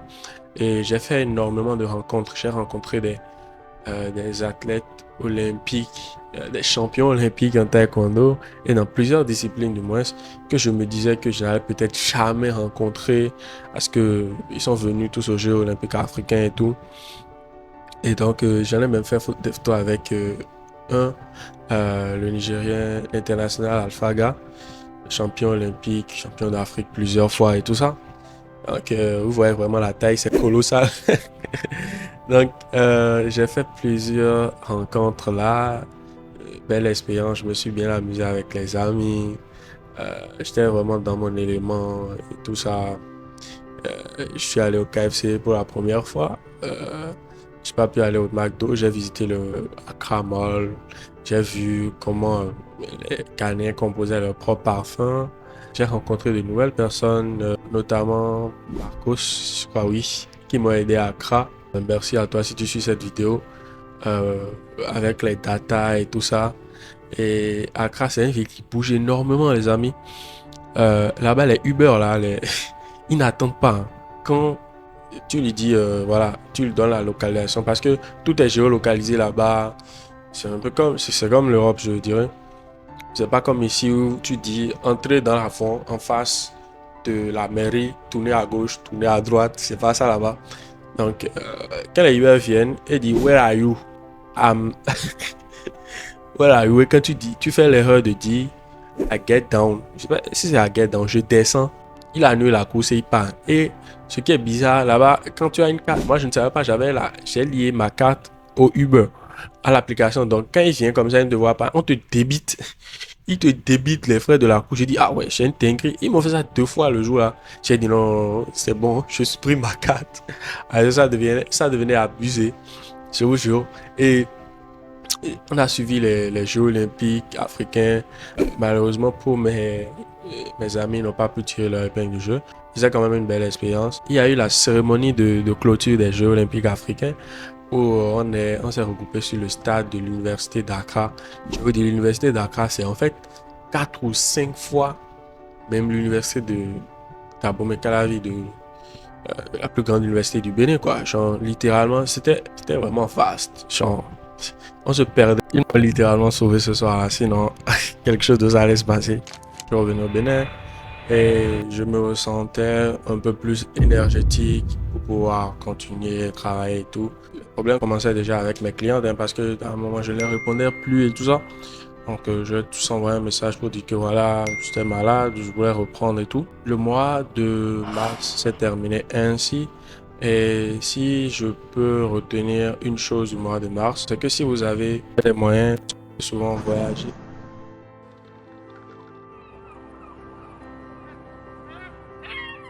Ce qui s'est passé en avril, j'étais discipliné, je continuais et tout. Ce qui a le plus accentué dans le mois d'avril, c'était des attaques de toutes les formes. Attaques spirituelles comme physiques et tout. Bref, plein de choses. Malgré ça, j'ai tenu bon. Je n'ai pas vacillé. Et j'avançais toujours quand même. Si j'ai une leçon à retenir du mois d'avril, c'est peu importe les défis auxquels vous faites face, peu importe ce que vous vivez, soyez toujours discipliné, pas motivé. Parce que la discipline, c'est le faire ce qu'on doit faire, même si on n'a pas envie de le faire. Donc, soyez toujours discipliné à faire ces choses-là, à avancer sur vos objectifs. Mais quand il y a besoin d'une pause, comme je l'ai fait moi dans mon mois de mars, littéralement faites-le. Prenez du temps pour vous et revenez pour attaquer de nouvelles perspectives. Et la discipline battra toujours la motivation, parce que la motivation, c'est quelque chose qui fluctue en fonction des shots de dopamine que vous recevez et tout. Et ça dépend aussi si c'est de la bonne ou de la mauvaise dopamine. Vous pouvez être motivé après le discours de Tony Robbins ou d'un motivateur sur YouTube, euh, et tout simplement décider de tout exploser. Mais sur combien de temps ça va durer? Voilà, la motivation, c'est quand ça a son pic comme ça redescend aussi brutalement. Donc, comme ça va redescendre. Et qu'est-ce qui va te faire tenir dans le temps? Qu'est-ce qui va te permettre de continuer? C'est tout simplement ta discipline. Donc, la discipline, c'est vraiment important. Moi, je ne me considère pas comme quelqu'un de discipliné, mais quelqu'un en constante recherche de l'autodiscipline. Si tu te dis que tu es déjà discipliné, tu n'es plus en constante recherche de l'autodiscipline. Et rechercher l'autodiscipliné, c'est tous les jours essayer d'être discipliné, échouer, reprendre, réessayer, avancer, échouer encore, apprendre, réajuster. Tous les jours, être dans ce processus-là. Donc, moi, je suis dans la quête constante de l'autodiscipline. Il m'arrive d'avoir certains écarts et ça arrive à tout le monde d'ailleurs. Donc, ne culpabilisez absolument pas pour ça. C'est tout à fait normal. Donc, ceci étant dit, ça met fin au mois d'avril qui a été relativement court, je le sais. Bienvenue dans le mois de mai où c'était la deuxième descente aux enfers, mais de façon la plus profonde et de la façon dont je ne la souhaite à personne. Le mois de mai, déjà ça me fait rire. Vous voyez, quand on a une courbe de croissance, quand la courbe fait une petite impulsion, un pic et elle redescend plus bas que le niveau où elle était le plus bas avant de faire un pic. Et donc, quand moi j'ai eu mon down de février, j'étais en train de remonter. Donc, supposons que j'ai fait un pic en mars. Et donc, le pic était un peu plus haut que celui passé. Et donc, qu'est-ce qui s'est passé? En mai, il y a eu encore le down qui était beaucoup plus profond que le down du mois de février. Donc, dans le mois de mai 2024, j'ai frôlé la dépression. Mot auquel je ne croyais pas, mais c'est quelque chose qui existe. Vos gourous sur Internet là qui vous disent, et moi-même j'étais du bord, hein, je peux vous comprendre et tout. Zandu Tate qui dit que la dépression n'existe pas. Mais en fait, il a été prouvé cliniquement que la dépression, c'est quelque chose qui existe et c'est un état d'être, c'est un état émotionnel. Vous savez, quand vous encaissez trop de choses, quand vous supportez trop de choses, et que vous voulez à tout prix rester fort et donner aux autres parce que c'est vous qui pourvoyez, au final, qui est là pour vous, qui vous aide, qui vous donne à vous? Parce que moi, je me suis retrouvé un peu dans cette peau-là. J'étais en fait l'arbre sous lequel tout le monde vient chercher de l'ombrage sur ses feuilles et tout. Tout le monde vient s'adosser, tout le monde vient se reposer. Et à un moment, j'étais vraiment fatigué. J'ai tellement donné de mon temps, de mon énergie, de mon argent. J'ai vraiment donné. J'étais dans une certaine fatigue émotionnelle où vraiment je n'en pouvais plus. J'étais vraiment au bord de la dépression. Et pire encore, je savais pas à qui me confier, à qui parler et tout. Et le piège quand vous faites ça, les amis, c'est bien d'avoir des responsabilités, de prendre ses responsabilités parce que moi, je me dis, je suis responsable de plusieurs personnes, je ne dois pas me permettre ci et ça. Le piège quand vous troquez de votre temps, de votre argent, de votre âme et de votre bonheur, de votre, je sais pas, de votre tranquillité d'esprit contre le bien-être d'autres personnes, même si ces derniers sont votre famille, votre femme, votre enfant, vos frères, vos soeurs, votre maître, votre père. Ce qui se passe à un moment, vous donnez tellement que vous vous videz. Et quand vous vous videz, vous n'avez plus rien, mais vous continuez toujours de donner. Et c'est en ce moment-là que quand ça craque, vous entrez dans des trucs qu'on appelle la dépression. Et c'est un état émotionnel que je ne souhaite à vraiment personne. Littéralement personne. Moi, je n'ai pas été en dépression. J'ai juste frôlé. J'ai vu de loin ce à quoi ça ressemblait.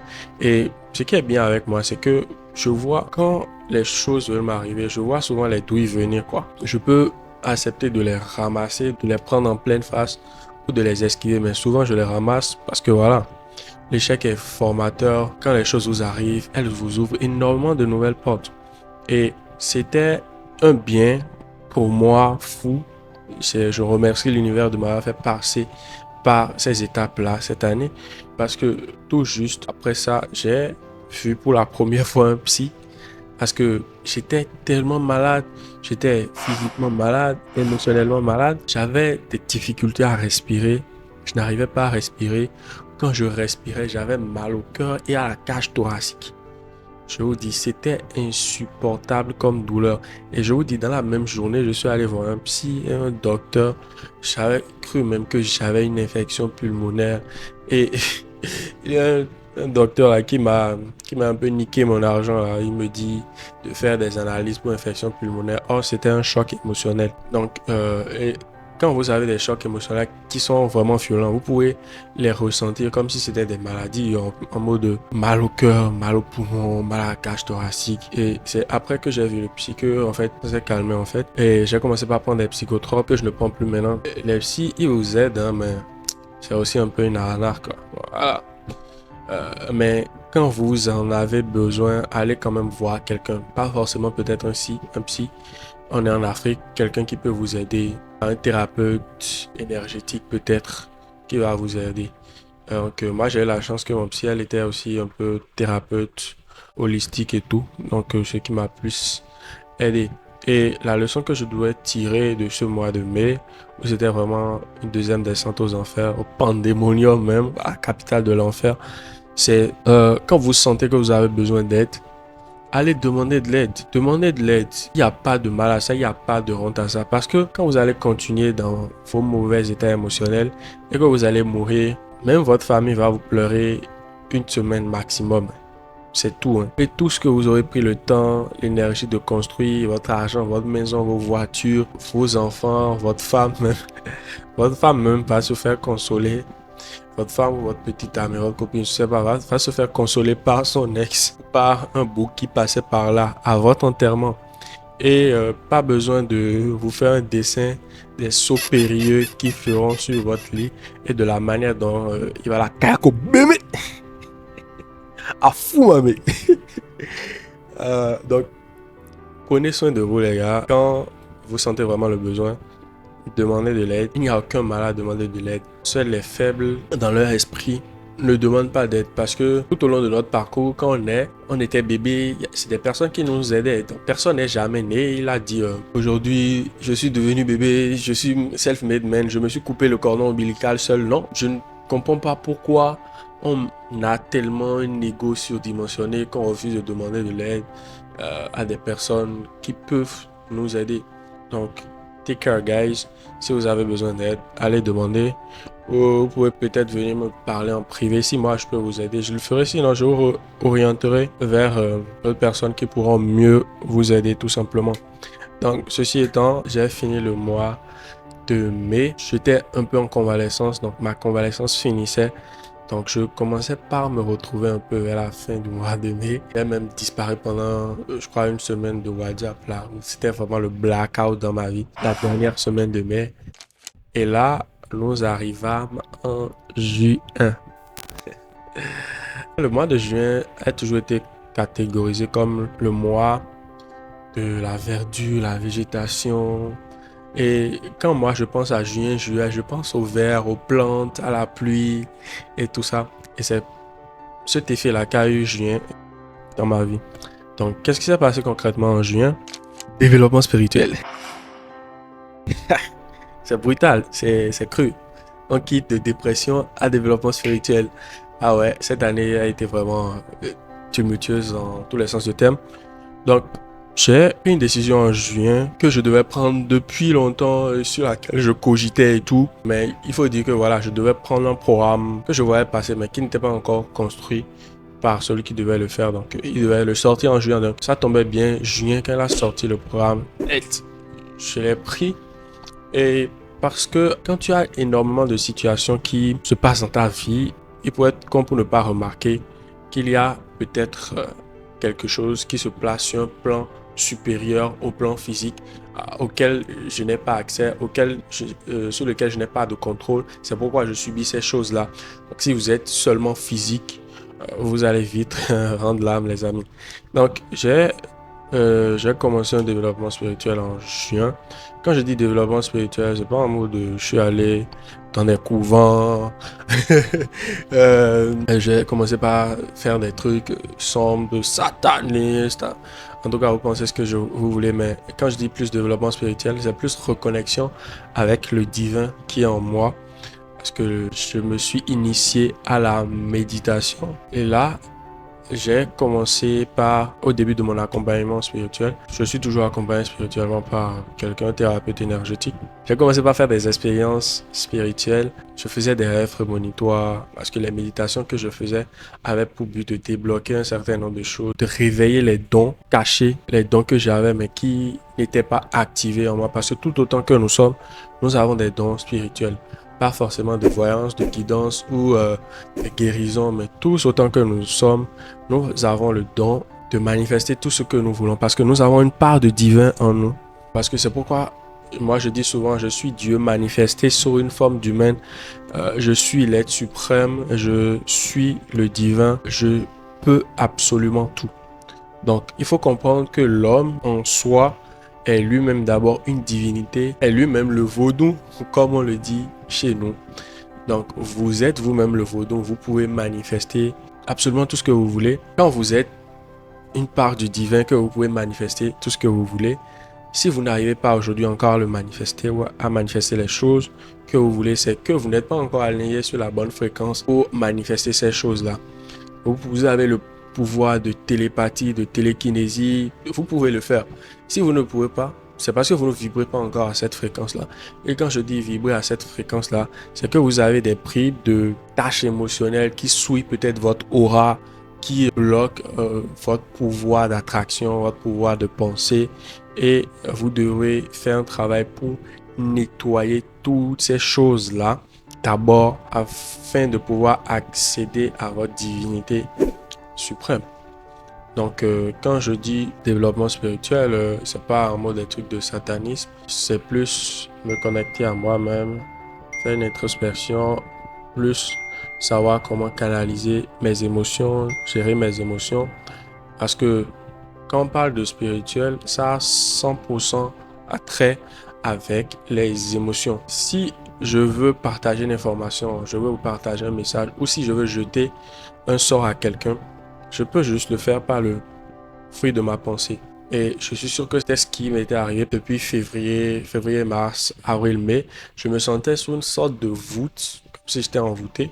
Et des personnes qui peut-être ont fait ça inconsciemment ou consciemment juste pas le fruit de leurs pensées. Parce que juste en proliférant ou en envoyant des pensées négatives vers quelqu'un, vous pouvez les détruire. Vous pouvez envoyer des mauvaises énergies vers lui qui vont l'affecter si cette dernière n'est pas spirituellement préparée pour tout simplement ne pas être atteinte par ces choses-là. Donc, vous pouvez lancer des sorts, même pas le fruit de votre pensée. Donc, quand j'ai commencé mon développement spirituel, tous les jours, je méditais, des méditations spécifiques et tout. J'ai commencé par faire certains rêves. Je voyais des choses, je voyais littéralement des gens qui m'attaquaient dans mes rêves et je voyais clairement qui c'est. C'était pas que les attaques que je voyais. On m'apprenait un certain nombre de choses par rapport à ma conduite à tenir, ce qu'il faut faire, ce qu'il ne faut pas faire. Quand on commence un développement spirituel comme ça, on prend conscience de plusieurs choses qui étaient anodines pour nous qu'on faisait et tout, mais on ne peut plus faire en soi. Ou soit quand on les fait, les conséquences sont plus dures que quand on ne le savait pas. Parce que là, maintenant, on est conscient. Parce que voilà, tout part de la pensée. Forcément, quand tu es conscient et que tu sais que ça va t'arriver, quand tu fais ça, ça t'arrive. Donc, ceux qui sont innocents, c'est bien d'être innocent, mais à un moment, quand des choses vont vous arriver, vous allez forcément avoir senti le besoin, le désir d'aller vers plus. Donc, tout ce qui se passe sur le plan spirituel est 100% émotion. C'est pourquoi, avant que quelque chose vous arrive, vous avez peut-être un accident ou qu'une situation se passe dans votre vie, vous le ressentez. Et le fait de penser fréquemment à ça, qui fait que vous attirez encore ces choses-là vers vous. Le truc, c'est que vous allez me dire comment éliminer les pensées négatives. Il faut savoir que les pensées positives, quand vous prenez conscience du pouvoir de la pensée, de la loi de l'attraction, les pensées positives sont beaucoup plus fortes que les pensées négatives. Donc, si vous avez peut-être 10 pensées négatives, il vous suffira, c'est un exemple que je donne, ça peut être vrai ou faux, juste pour caricaturer la chose pour vous. Vous pouvez avoir une pensée positive et elle va nettoyer toutes ces pensées négatives. Le mois de juin, j'ai fait aussi un voyage astral. Si vous ne savez pas ce que c'est, allez faire vos recherches. J'ai fait un voyage astral parce que j'ai aussi eu à faire des soins énergétiques, pas seulement un accompagnement spirituel, pour nettoyer un certain nombre de choses dans mon aura et tout. Et j'ai fait un voyage astral. C'était la première fois. Je faisais un rêve que je vivais. Je faisais un rêve, mais que je vivais en fait. Donc, je suis sorti de mon corps et je me voyais couché, allongé, en train de faire un soin énergétique et en train de rêver ce que je rêve en fait. Donc, voilà un peu ce qui s'est passé pour moi en juin. Juin a été le début d'une nouvelle ère pour moi, comme si je peux le marquer ainsi. Et j'ai découvert énormément de choses, j'ai expérimenté des trucs. Et si je devais vous donner une leçon à tirer de mon mois de juin, c'est que ne négligez pas votre développement spirituel. Peu importe, vous vous dites si vous êtes innocent, vous allez éviter un certain nombre de choses, mais à un moment, des gens vont penser à vous. Vous serez obligé de vous développer spirituellement. Peu importe comment vous développez spirituellement, mettez vraiment l'accent sur devenir vous-même, activer les dons du divin en vous et devenir vous-même, la divinité, le vaudou, pour ne pas dépendre de quelqu'un spirituellement ou de quelque chose spirituellement. Je ne dis pas des personnes de laisser leurs choses et tout, parce qu'on est au Bénin, on sait et tout, il y a les divinités, mais c'est toujours bien quand vous-même vous représentez la divinité et que vous n'avez pas besoin d'aller solliciter à chaque fois les divinités, parce qu'à un moment, les divinités aussi sont fatiguées. Donc, soyez vous-même la divinité, travaillez à être vous-même votre propre vaudou et ne plus dépendre d'autre chose. Donc, voilà pour juin et on se retrouve maintenant dans le mois de juillet 2024. On a fait la moitié de l'année.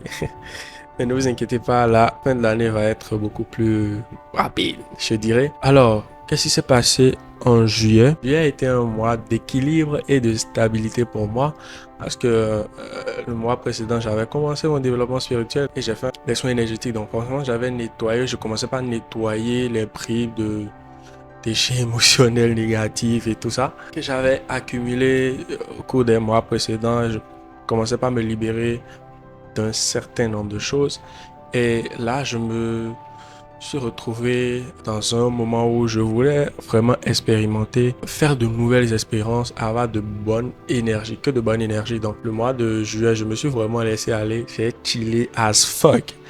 Chilling as fuck. J'ai fait énormément de choses, j'ai rencontré énormément de personnes, certains influenceurs. J'ai participé en première fois à un game night. J'ai appris à jouer au loup-garou. J'ai intégré des communautés de jeunes où je ne me sentais pas peut-être vraiment parce que j'avais envie de m'amuser. Parce que je me retrouvais comme trop carré. Et donc, je voulais expérimenter ce que les autres jeunes font. Mais c'est un environnement qui ne m'a pas du tout sied. Donc, j'ai bougé rapidement. J'ai appris à jouer aussi au Uno. Je suis devenu très fort maintenant au Uno. Si quelqu'un parmi vous a envie de me défier au Uno, n'hésitez pas à m'envoyer un message. On pourrait se faire une partie. Je vais vous limer. J'ai aussi fait mon premier camping sur la ferme d'un ami. Merci à toi, Gavin, de m'avoir accueilli. Donc, j'ai fait mon premier camping sur sa ferme. J'étais seul.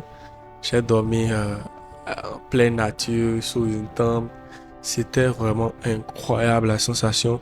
Et là, j'ai vraiment reconnecté avec la nature. J'ai repris de nouvelles énergies. Je me suis vraiment enraciné dans la méditation et tout. La sensation que j'ai vécue, le sentiment que j'ai vécu.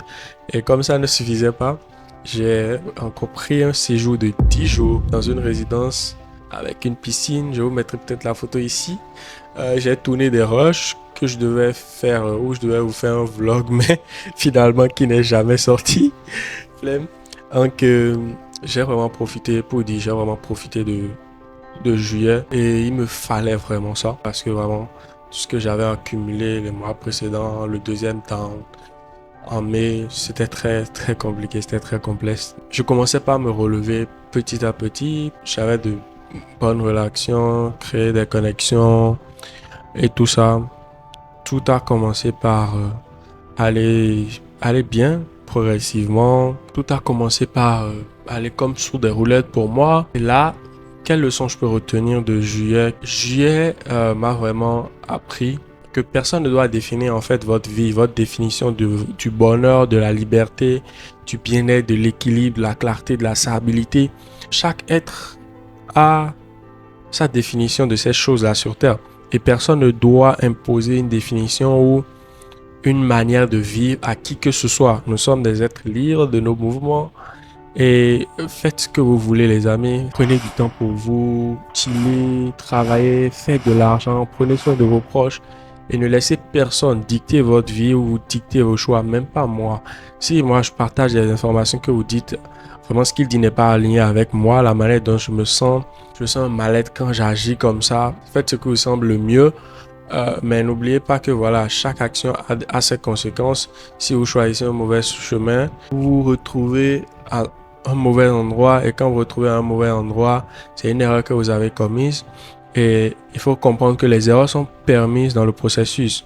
Faites des erreurs et quand ça arrive, quand vous vous retrouvez, vous prenez de mauvais sentiers, que vous arrivez à un mauvais endroit, dites-vous juste, ok, c'est arrivé, sur quoi je peux me concentrer pour changer ça, sur quoi j'ai le contrôle tout simplement et actez juste sur ça et laissez le reste à l'univers au temps parce que oh, le temps m'a réparé.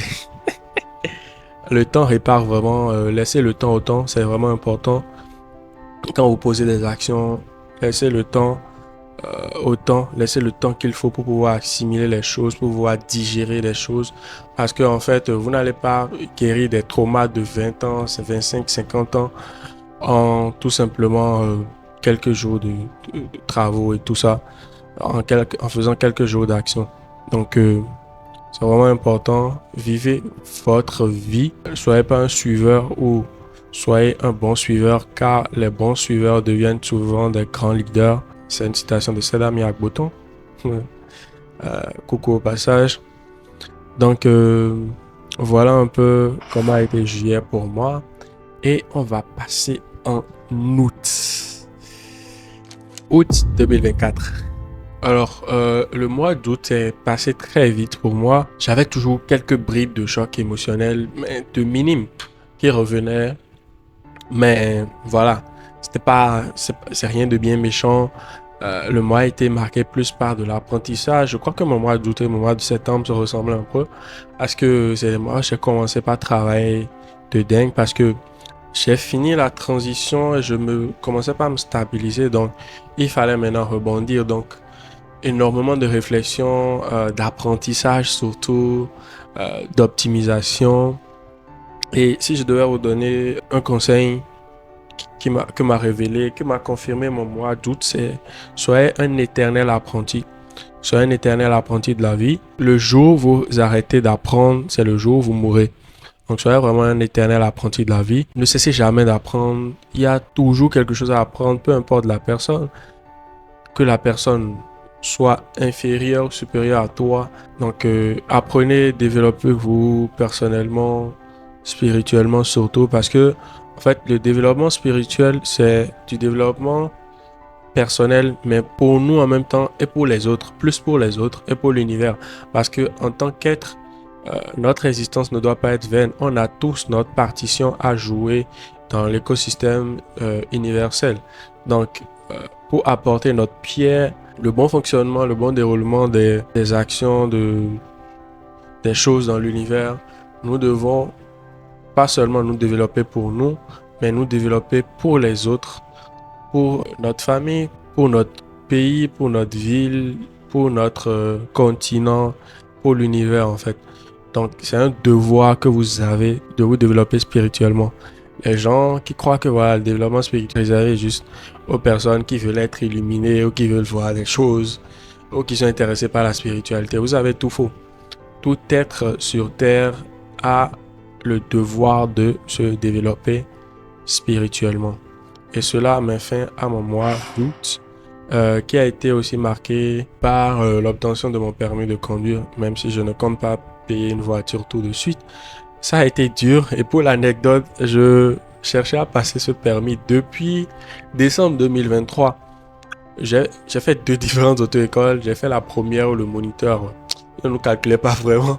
Donc j'ai arrêté en décembre. Je crois que je suis allé un peu en janvier. Après j'ai abandonné cette histoire de permis là pendant 2 ou 3 mois. Et je crois fin mai, je me suis remis. J'ai recommencé l'auto-école avec des cours personnalisés à domicile et tout. J'ai raté l'examen de juillet et parce que j'étais les informations, c'est pas si c'est moi ou l'auto-école est vraiment dure pour tout le monde ou toutes les personnes. En tout cas au Bénin, ils mettent un mystère sur vraiment l'examen du permis où c'est compliqué, c'est très complexe. Il faut pousser des cornes avant d'avoir l'examen. Oh, je crois, moi je suis allé, j'ai eu 17. Je sais pas. C'est vrai, c'est au fait le stress qu'ils mettent autour terrorise, mais en fait, il n'y a rien de compliqué finalement. Et j'ai raté l'examen de juillet à cause de ce stress-là. Et finalement, le moniteur, il me dit, si tu ne pars pas à l'examen d'août là, moi je vais te lâcher. Hein. Je ne te calcule même plus. Et donc, il m'a mis une petite pression là. Et finalement, je suis allé, j'ai 17, donc j'ai mon permis. En fait, on dit que l'homme qui n'a pas le passeport, qui n'a pas le permis, qui ne comprend pas anglais, il est handicapé. C'est pas un homme, c'est un être qui est peut-être là, mais qui ne vit pas. Donc, je vous recommande, vous aussi, d'avoir votre passeport si vous n'en avez pas, d'avoir votre permis de surcroît, d'apprendre l'anglais, c'est très important. Même si vous ne maîtrisez pas totalement la langue de Shakespeare, vous n'arrivez pas à tenir de longues conversations comme moi, comprenez quand même ce qui est dit, ça va vous ouvrir énormément de portes, c'est très très important. Alors, on passe maintenant au mois de septembre où il y a eu un gros changement dans ma vie. Alors, qu'est-ce qui s'est passé en septembre 2024? J'ai déménagé. Oui, j'ai déménagé. Actuellement, je vous fais cette vidéo depuis ma maison où je me suis installé depuis... je crois que j'ai payé les cautions depuis août. J'ai payé la caution depuis août et tout ça. Mais j'ai fait un mois sans entrer dans la maison parce que voilà, je voulais quand même prendre le temps de faire dissiper les énergies des personnes qui étaient restées pour ne pas avoir mélangé mon énergie avec ces personnes-là. Parce que voilà. Donc, j'ai payé en août, je crois fin août. Fin septembre, j'ai déménagé. J'ai pris une maison à moi. une maison personnelle où je suis seul. Une grande maison, j'ai un grand salon. Actuellement, nous sommes dans ma chambre. Je suis actuellement sur mon lit. Il y a aussi, j'ai une autre pièce qui me sert de bureau. Euh, un long couloir, une grande terrasse qui peut accueillir au moins deux à trois voitures. Je sais même pas quoi faire de tout cet espace-là. Donc, donc le mois de septembre a aussi été un mois d'apprentissage pour moi, d'expérimentation. J'ai rencontré une nouvelle personne et aussi je me suis mis à la boxe thaï. Je me suis mis au kickboxing, à la boxe thaï, au, au MMA parce que c'est quelque chose que j'ai toujours voulu faire.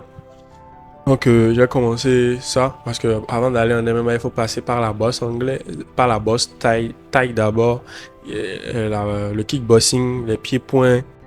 Donc j'avais vraiment envie de me mettre au MMA. C'est quelque chose que je me disais depuis, même avant de commencer le taekwondo, parce que je me disais voilà, il fallait faire un art martial avant d'aller vers le MMA parce que c'est du mix de martial arts, c'est le mix de plusieurs arts martiaux. Donc depuis que j'ai eu ma ceinture noire, ma première dan, en décembre 2023, je me disais que j'allais commencer, mais le moment était pas encore très propice vu tout ce qu'il y a eu dans l'année. Donc, je me suis mis au MMA en septembre. Et donc, je voulais commencer directement le MMA, mais il a fallu passer d'abord par la boxe anglaise, par la boxe thaï, le kickboxing, le grappling, le JJB avant d'aller là-bas parce que voilà, moi c'est pas du jeu. La boxe anglaise parce que quand ton anglaise n'est pas bonne, ton pied-point en kickboxing, en boxe thaï, tu foutras rien. Donc la boxe anglaise c'était la base. Donc depuis 7 ans maintenant je fais tout ça. Je suis pas très régulier, mais je suis quand même. Parce que le mois de septembre a été vraiment marqué par une sortie de zone de confort. Parce que j'ai déménagé quelque chose que je ne faisais, quelque chose qui m'a forcément bousculé un peu. Moi qui étais vraiment attaché à ma mère, je ne voulais pas me séparer d'elle parce que le truc que je craignais, c'est quoi? C'est mon ventre. Parce que quand j'étais à la maison, voilà, ma maman elle préparait à manger tout le temps, me nourrissait bien. Je suis venu ici, les amis. J'ai souffert le martyr et quand tu déménages, tu pars sans rien. En plus, quand tu quittes chez tes parents, c'était en quelque sorte un peu vide chez moi. Il n'y avait que mon bureau, je dormais sur mon matelas et tout ça. Donc, il n'y avait pas de cuisine, de rien du tout. Je devais payer à chaque fois à manger, c'était un calvaire. Donc, j'ai subi un peu les affres du célibat. Donc, là un peu. Pendant septembre, dans le mois de septembre, voilà un peu ce que j'ai subi.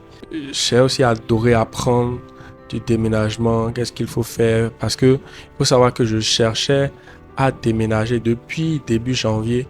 Je cherchais, je cherchais un appartement. Donc j'ai pris 9 mois pour chercher le bon appartement. Donc actuellement, je suis dans le bon là. Il me convient très bien.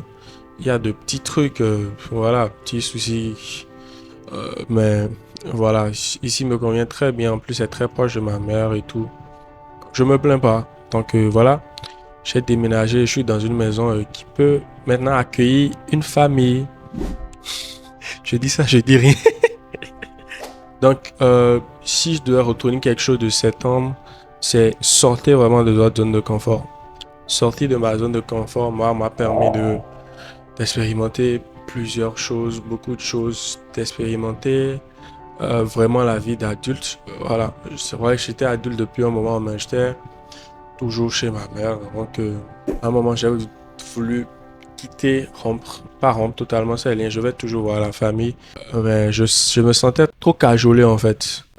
La bouffe est là, tu manges, tu fais ce que tu veux, tout est à ta portée. J'ai voulu me mettre un peu dans le dur et c'est quand même une très belle expérience pour moi de vivre seul.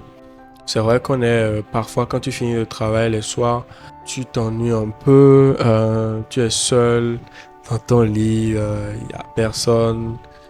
Souvent tu te retrouves avec des potes et tout, mais quand tu reviens à la maison, tu es toujours seul.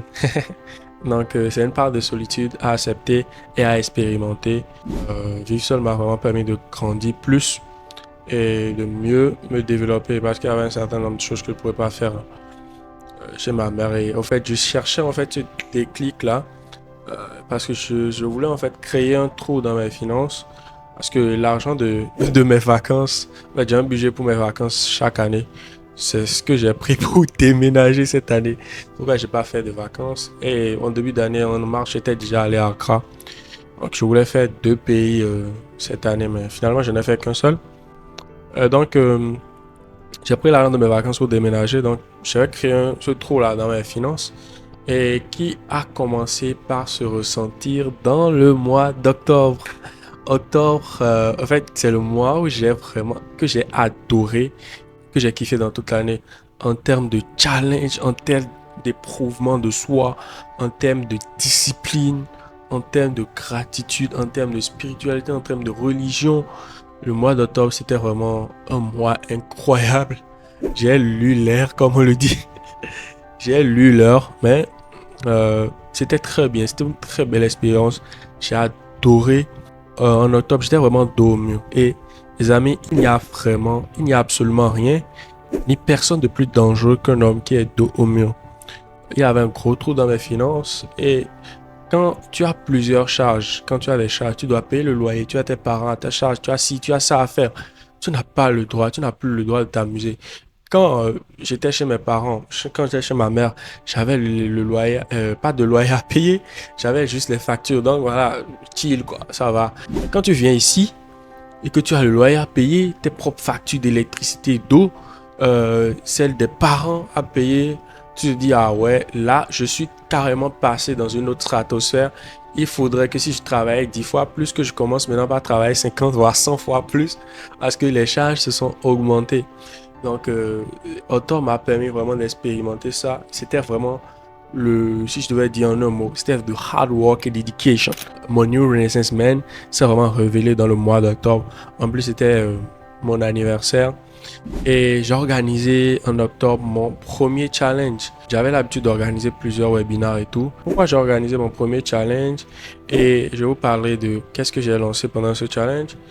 En fait, je me sentais un peu esclave à travailler tout le temps pour mes clients et avec des garanties énormes que je devais assumer. Et à un moment où tu n'es pas peut-être responsable de tout ce que le client fait, mais tu dois quand même endosser la responsabilité parce que voilà, il t'a payé, tu dois assumer. Je me disais, mais ça me faisait chier un mot de cette vie. Si tu faisais tes lancements pour toi-même, tu sais ce que tu fais, tu sais les inputs et les outputs que ça te met. Donc, tu es entièrement responsable. Mais quand tu travailles avec une personne, tu mets en place des systèmes pour quelqu'un.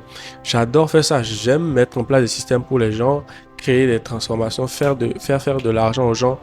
Mais quand tu n'es pas forcément responsable de tous les métriques et qu'il y a des mauvais résultats, on griffe parce que il y a eu des retards de délai parce que tu étais malade et tout ça. Tu commences par te dire, finalement, est-ce que je vais pas faire les choses pour moi-même au lieu de les faire pour autrui et voir la différence entre ce que je fais pour eux et ce que je fais pour moi, les inputs, les outputs que tu as donné. Et c'est pourquoi j'ai lancé mon premier challenge, le challenge de 3 jours que j'ai d'ailleurs annoncé sur la chaîne si vous avez suivi, qui s'est très très bien passé. C'était vraiment incroyable, l'énergie, l'engouement des gens autour de moi. J'ai vraiment adoré et ce mois m'a permis d'expérimenter ce qu'on appelle la gratitude et la gratitude dans l'attitude. Si je devais résumer le mois d'octobre, c'est gratitude avec attitude. Pourquoi gratitude avec attitude? Qu'est-ce que ça veut dire? Gratitude avec attitude, ça veut tout simplement dire je suis reconnaissant pour ce que j'ai actuellement, même si ce n'est pas encore ce que je veux, même si ce n'est pas encore ce que je souhaite, même si ce n'est pas encore ce avec quoi je veux vibrer. Je suis quand même reconnaissant pour ça parce que je me rends compte que dans le monde, il y a des personnes qui marchent pieds nus, des personnes qui ont difficilement un repas par jour, les personnes qui sont sans abri, des personnes qui sont malades, des personnes qui souffrent d'insuffisance rénale, des personnes qui sont tensionnaires, qui sont à un pas de la mort, des personnes qui meurent tous les jours. Mais toi, merde, tu es en vie, tu vis, tu as de quoi te nourrir, tu as de quoi te loger. Et en plus, moi, j'étais dans une grande maison, moi seul. Et je trouvais un peu ingrat en ma part de ne pas être reconnaissant envers toutes ces choses-là. Et systématiquement, j'ai commencé par ressentir de la gratitude pour même les choses les plus minimes. Le fait de me réveiller, le fait de mettre le pied au sol, le fait de marcher, le fait de respirer, le fait de manger, le fait juste de saluer quelqu'un, le fait de pouvoir mouvoir. Tout ça, je devenais extrêmement reconnaissant pour ça. Et les amis, quand vous vous mettez dans cet état de flow là, vous commencez par vibrer plus haut spirituellement et à attirer ce que vous voulez vers vous. Parce que la gratitude, c'est un peu de l'amour. Et l'amour, c'est le sentiment le plus puissant au monde. Le sentiment d'amour en sorte, dans le sens que j'aime ce que je vis, j'aime ce que je fais, j'adore ma vie, même si ce n'est pas là où je souhaite être. Hier, ce n'était pas comme ça. Il y a 2 ans, il y a 3 ans, c'était pas comme ça. Et quand je regardais mon parcours, je me disais, merde, c'est vraiment ingrat de ta part de te plaindre. Putain, c'est vrai, on a de gros objectifs à atteindre. On n'est pas encore là où on souhaite. Mais on est dans le process, on avance pas à pas. Et on finira par y arriver. C'est pourquoi je voudrais que chacun d'entre vous médite vraiment sur ces mots, gratitude avec attitude. Et je me disais bien que si je devais me tatouer une phrase, ce serait cette phrase-là, gratitude avec attitude. Après, il y a aussi la phrase patience is a skill you have mastered de Conor McGregor. Il dit la patience est une compétence que nous devons maîtriser. Moi, je m'appelle Milor qui veut dire la patience vaut 1000 or. C'est un très joli nom que ma mémé m'a donné. L'être le plus redoutable sur cette terre, en tout cas pour moi. Donc, ayez vraiment de la patience, soyez reconnaissant, ayez de la gratitude et soyez dans l'attitude de la gratitude. Ce n'est pas encore ce qu'on veut, mais on vibre à la fréquence de nos objectifs, à la fréquence de ce qu'on souhaite manifester dans notre vie et nous sommes dans l'attitude de la gratitude. En gros, voilà comment mon mois d'octobre a été. Et à la fin du mois, j'ai lancé mon challenge qui c'était le 29, 30 et 31 octobre où j'ai lancé mon programme Freedom Webby pour accompagner des personnes qui souhaitent devenir libres financièrement grâce au webinar. Donc, c'est quoi le contenu de ce programme? C'est 2 curriculums. Un curriculum où j'enseigne de A à Z, c'est quoi les webinars, et un autre où je vous enseigne comment trouver des clients pour lesquels vous ferez des webinars ou des challenges. En plus de ça, il y a un coaching chaque semaine, chaque mardi à 20h. En plus de ça, il y a la boîte à questions complexe. Quand vous avez une question, vous l'envoyez dans la communauté privée. Et le vendredi, il y a le Loom du vendredi et moi je fais juste une vidéo pour répondre à votre question. En plus de ça, vous avez accès au podcast Superhuman, Super Entrepreneur que j'ai créé, qui est un podcast privé à destination uniquement de mes élèves de Freedom Webby. Donc ce sera vous uniquement qui l'aurez. Vous aurez accès à absolument toutes mes pensées, toutes mes découvertes, tous mes apprentissages de la semaine, ma boîte privée New Renaissance Man, toutes les hacks, tous les livres que je lis et absolument tout. Et l'objectif de ce programme, c'est que vous signez votre premier client dans les 3 mois. Et si après 6 mois, vous n'avez pas eu de résultat, moi, je m'engage à vous rembourser intégralement ce que vous aurez payé. Le prix du programme est actuellement à 100 000 francs CFA en promo. Alors, le prix du programme est estimé à plus de 4 millions de francs CFA parce que il a vraiment de la valeur dans ce programme et c'est ce qui m'a permis de devenir libre moi. Mais pour les fêtes, il y a une spéciale réduction. Vous ne payez pas ça.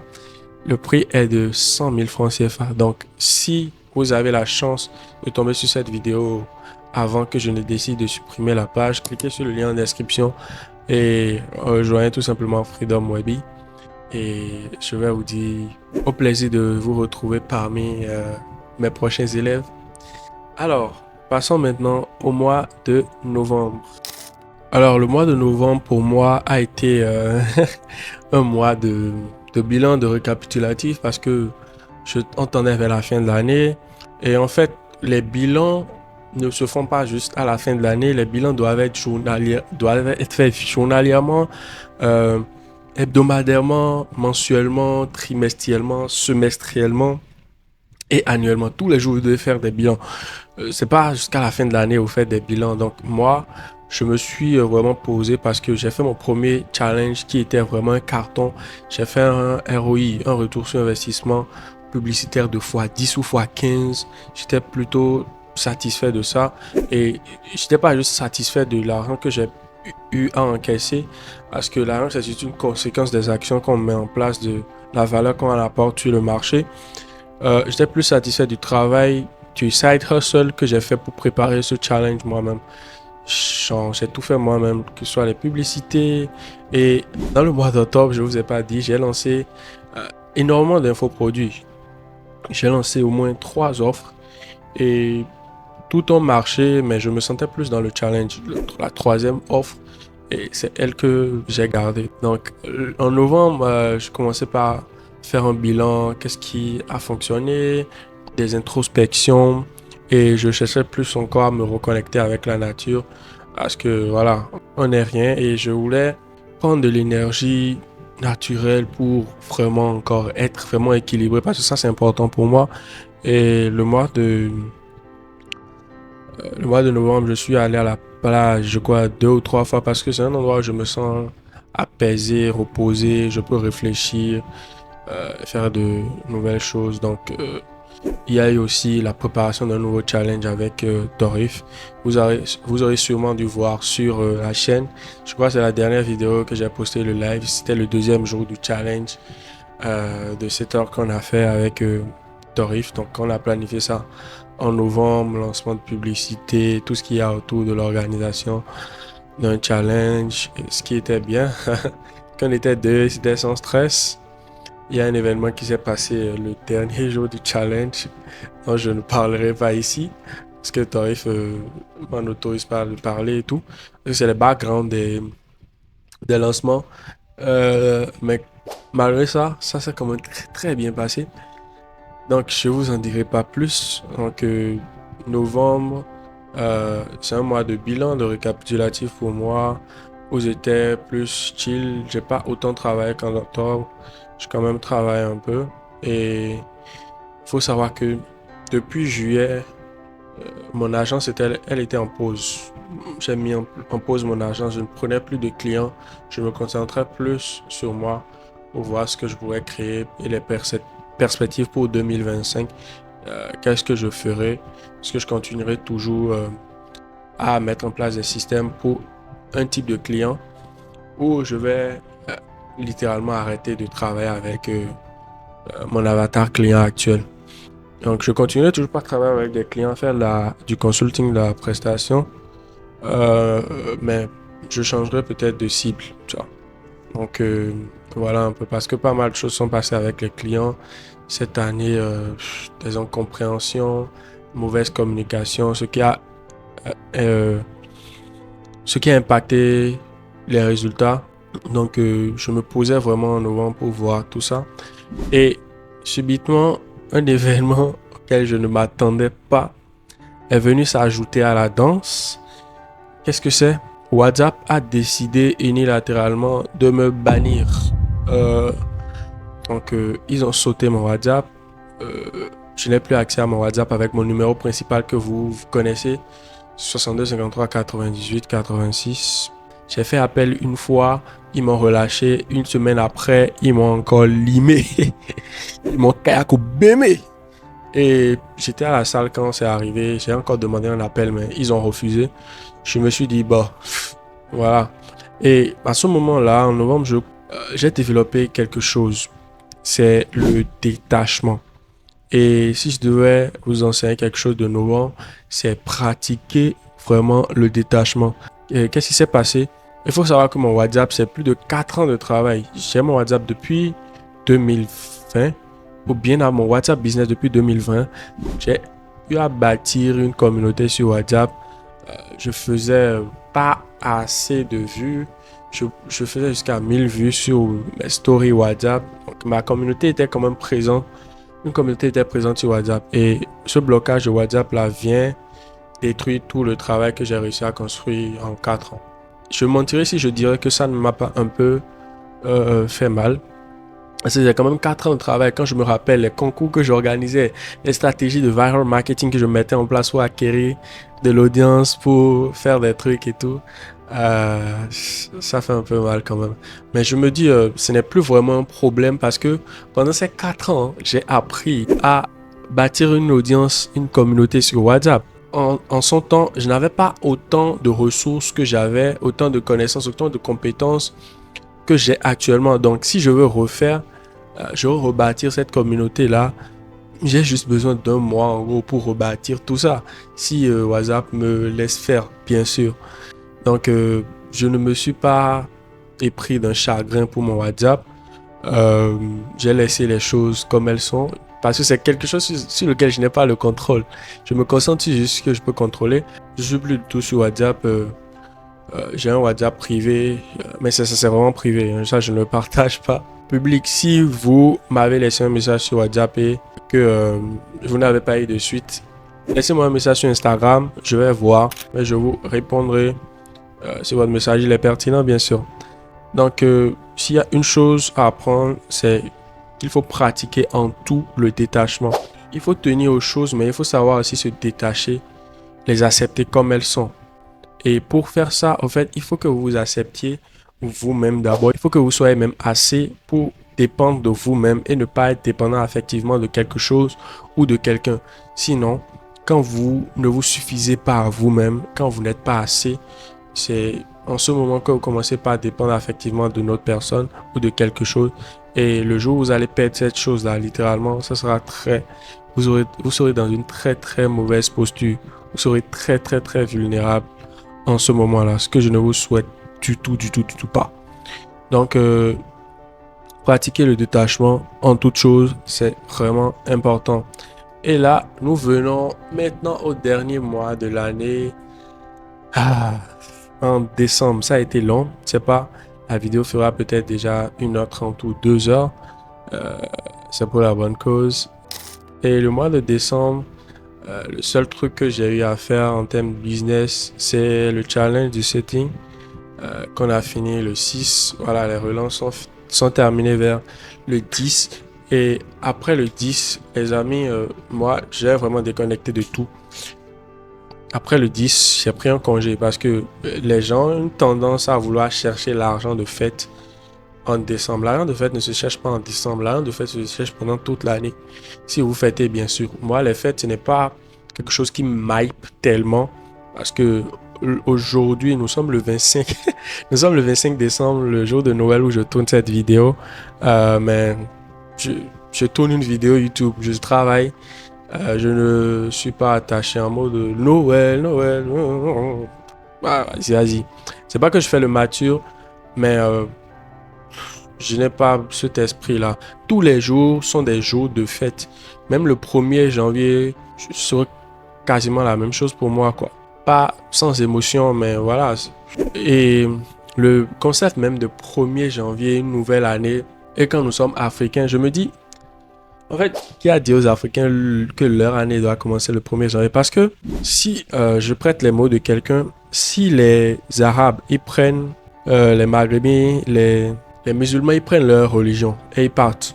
Si les Juifs, les Européens et tout ça, ils prennent leur religion, le christianisme, et ils parlent. Je suis chrétien, hein. Qu'est-ce qui va nous rester à nous? Nous, nous devenons des Africains sans identité. Sans identité en termes de religion. Or, nous avons une identité, notre culture qui est souvent abandonnée. Donc, le calendrier romain, il est issu de l'Empire romain et le calendrier grégorien que nous suivons, il est issu de l'Empire romain, du pape Grégoire, quelque chose, je ne sais plus, allez googliser ça ou googler ça du moins, et de l'Église catholique. Donc, si ces deux-là, deux entités-là, se sont associées pour donner un calendrier, est-ce qu'il correspond au calendrier africain? Quand on dit Afrique, on est culture, tradition. Est-ce que nos ancêtres, c'est ce calendrier-là qu'ils suivaient? Je crois pas. Peut-être que nous, nos ancêtres, leur début d'année commence en juillet ou en septembre, peut-être. Mais nous choisissons d'utiliser ce calendrier, mais Voilà, on ne va pas cracher sur les choses. C'est ce qu'on utilise depuis je sais pas, la nuit des temps. Donc, le concept de 1er janvier, nouvelle année, c'est un griffe un peu biaisé. Et c'est pourquoi moi je dis tous les jours sont des jours de fête. Il faut être reconnaissant pour tous les jours de la vie. Donc, en gros, voilà. Et hier, je me suis décidé de faire le récapitulatif de toute mon année, de vous la partager dans une longue vidéo comme celle-ci. Ceux qui veulent suivront jusqu'à la fin. Mon objectif, c'est pas, voilà. Je veux la qualité des personnes qui me suivent, c'est plus important pour moi. Donc, s'il arrivait que ça faisait le tour du monde, on va pas cracher dessus aussi. Voilà. Voilà pour moi mon année, les amis. Voilà pourquoi j'ai disparu. Je n'avais pas la tête à créer des contenus et tout ça. Je fais tellement de choses. C'était vraiment mouvementé 2024 pour moi. Et je remercie quand même l'univers de m'avoir fait passer par ces étapes-là cette année. Sinon, je ne serais pas là où je suis actuellement. Je n'aurais pas découvert des choses sur moi. Je n'aurais pas compris un certain nombre de choses. Je n'aurais pas fait un certain nombre de choses. Donc, voilà un peu ce qui s'est passé tout au long de cette année. Donc, si vous envoyez du bien vers l'univers, de bonnes pensées, vous encouragez quelqu'un dans ce qu'il fait, vous recevrez ça en retour. Mais si vous faites de la merde, vous recevrez de la merde en retour. Donc, ce que je vous dirais, faites vos choses, ne critiquez pas les gens, avancez. Si vous avez besoin d'aide, demandez à quelqu'un. Si vous voyez quelqu'un, il fait quelque chose que vous avez envie de faire, mais que vous n'arrivez pas à faire, rapprochez-vous tout simplement de cette personne-là avec la bonne manière. Il va vous donner, si c'est le bon moment, vous avez choisi le bon moment, il va vous aider. Pourquoi? Il y a des personnes qui sont aigries, ingrates, mais voilà. Forcément, si vous savez que si vous allez vers quelqu'un qui vous refuse quelque chose, forcément, vous avez aussi occasionné. C'est peut-être un retour de flamme que vous avez, mais les personnes que vous aidez ne manqueront jamais. Moi, je suis ouvert pour aider les gens, je suis totalement chill, mais en fait, je me méfie beaucoup parce que tout le monde n'est pas clean. Je n'en dirai pas plus, les amis. Prenez soin de vous. Pour ceux qui fêtez bien, si la vidéo elle sort avant 2025, profitez de votre famille, reposez-vous et don't forget to be a new Renaissance man. Hard work and dedication. Si vous avez des questions, n'hésitez pas à me les poser dans les commentaires, à m'envoyer un message sur Instagram pour qu'on puisse discuter. J'aime bien discuter, avoir des real talk comme ça, parler avec vous. Ça va vraiment plaisir, ça me fait énormément de bien. Je crois que je suis posé ici depuis, je sais pas, je suis posé depuis 9 heures. Actuellement, il est midi, je suis en train de déblatérer, d'éviter de parler et tout. Mais c'est quand même bien, j'aime faire ça, j'aime partager, j'aime parler, j'aime donner. Je vous souhaite une bonne et heureuse année 2025 et on se dit à très vite. Ciao.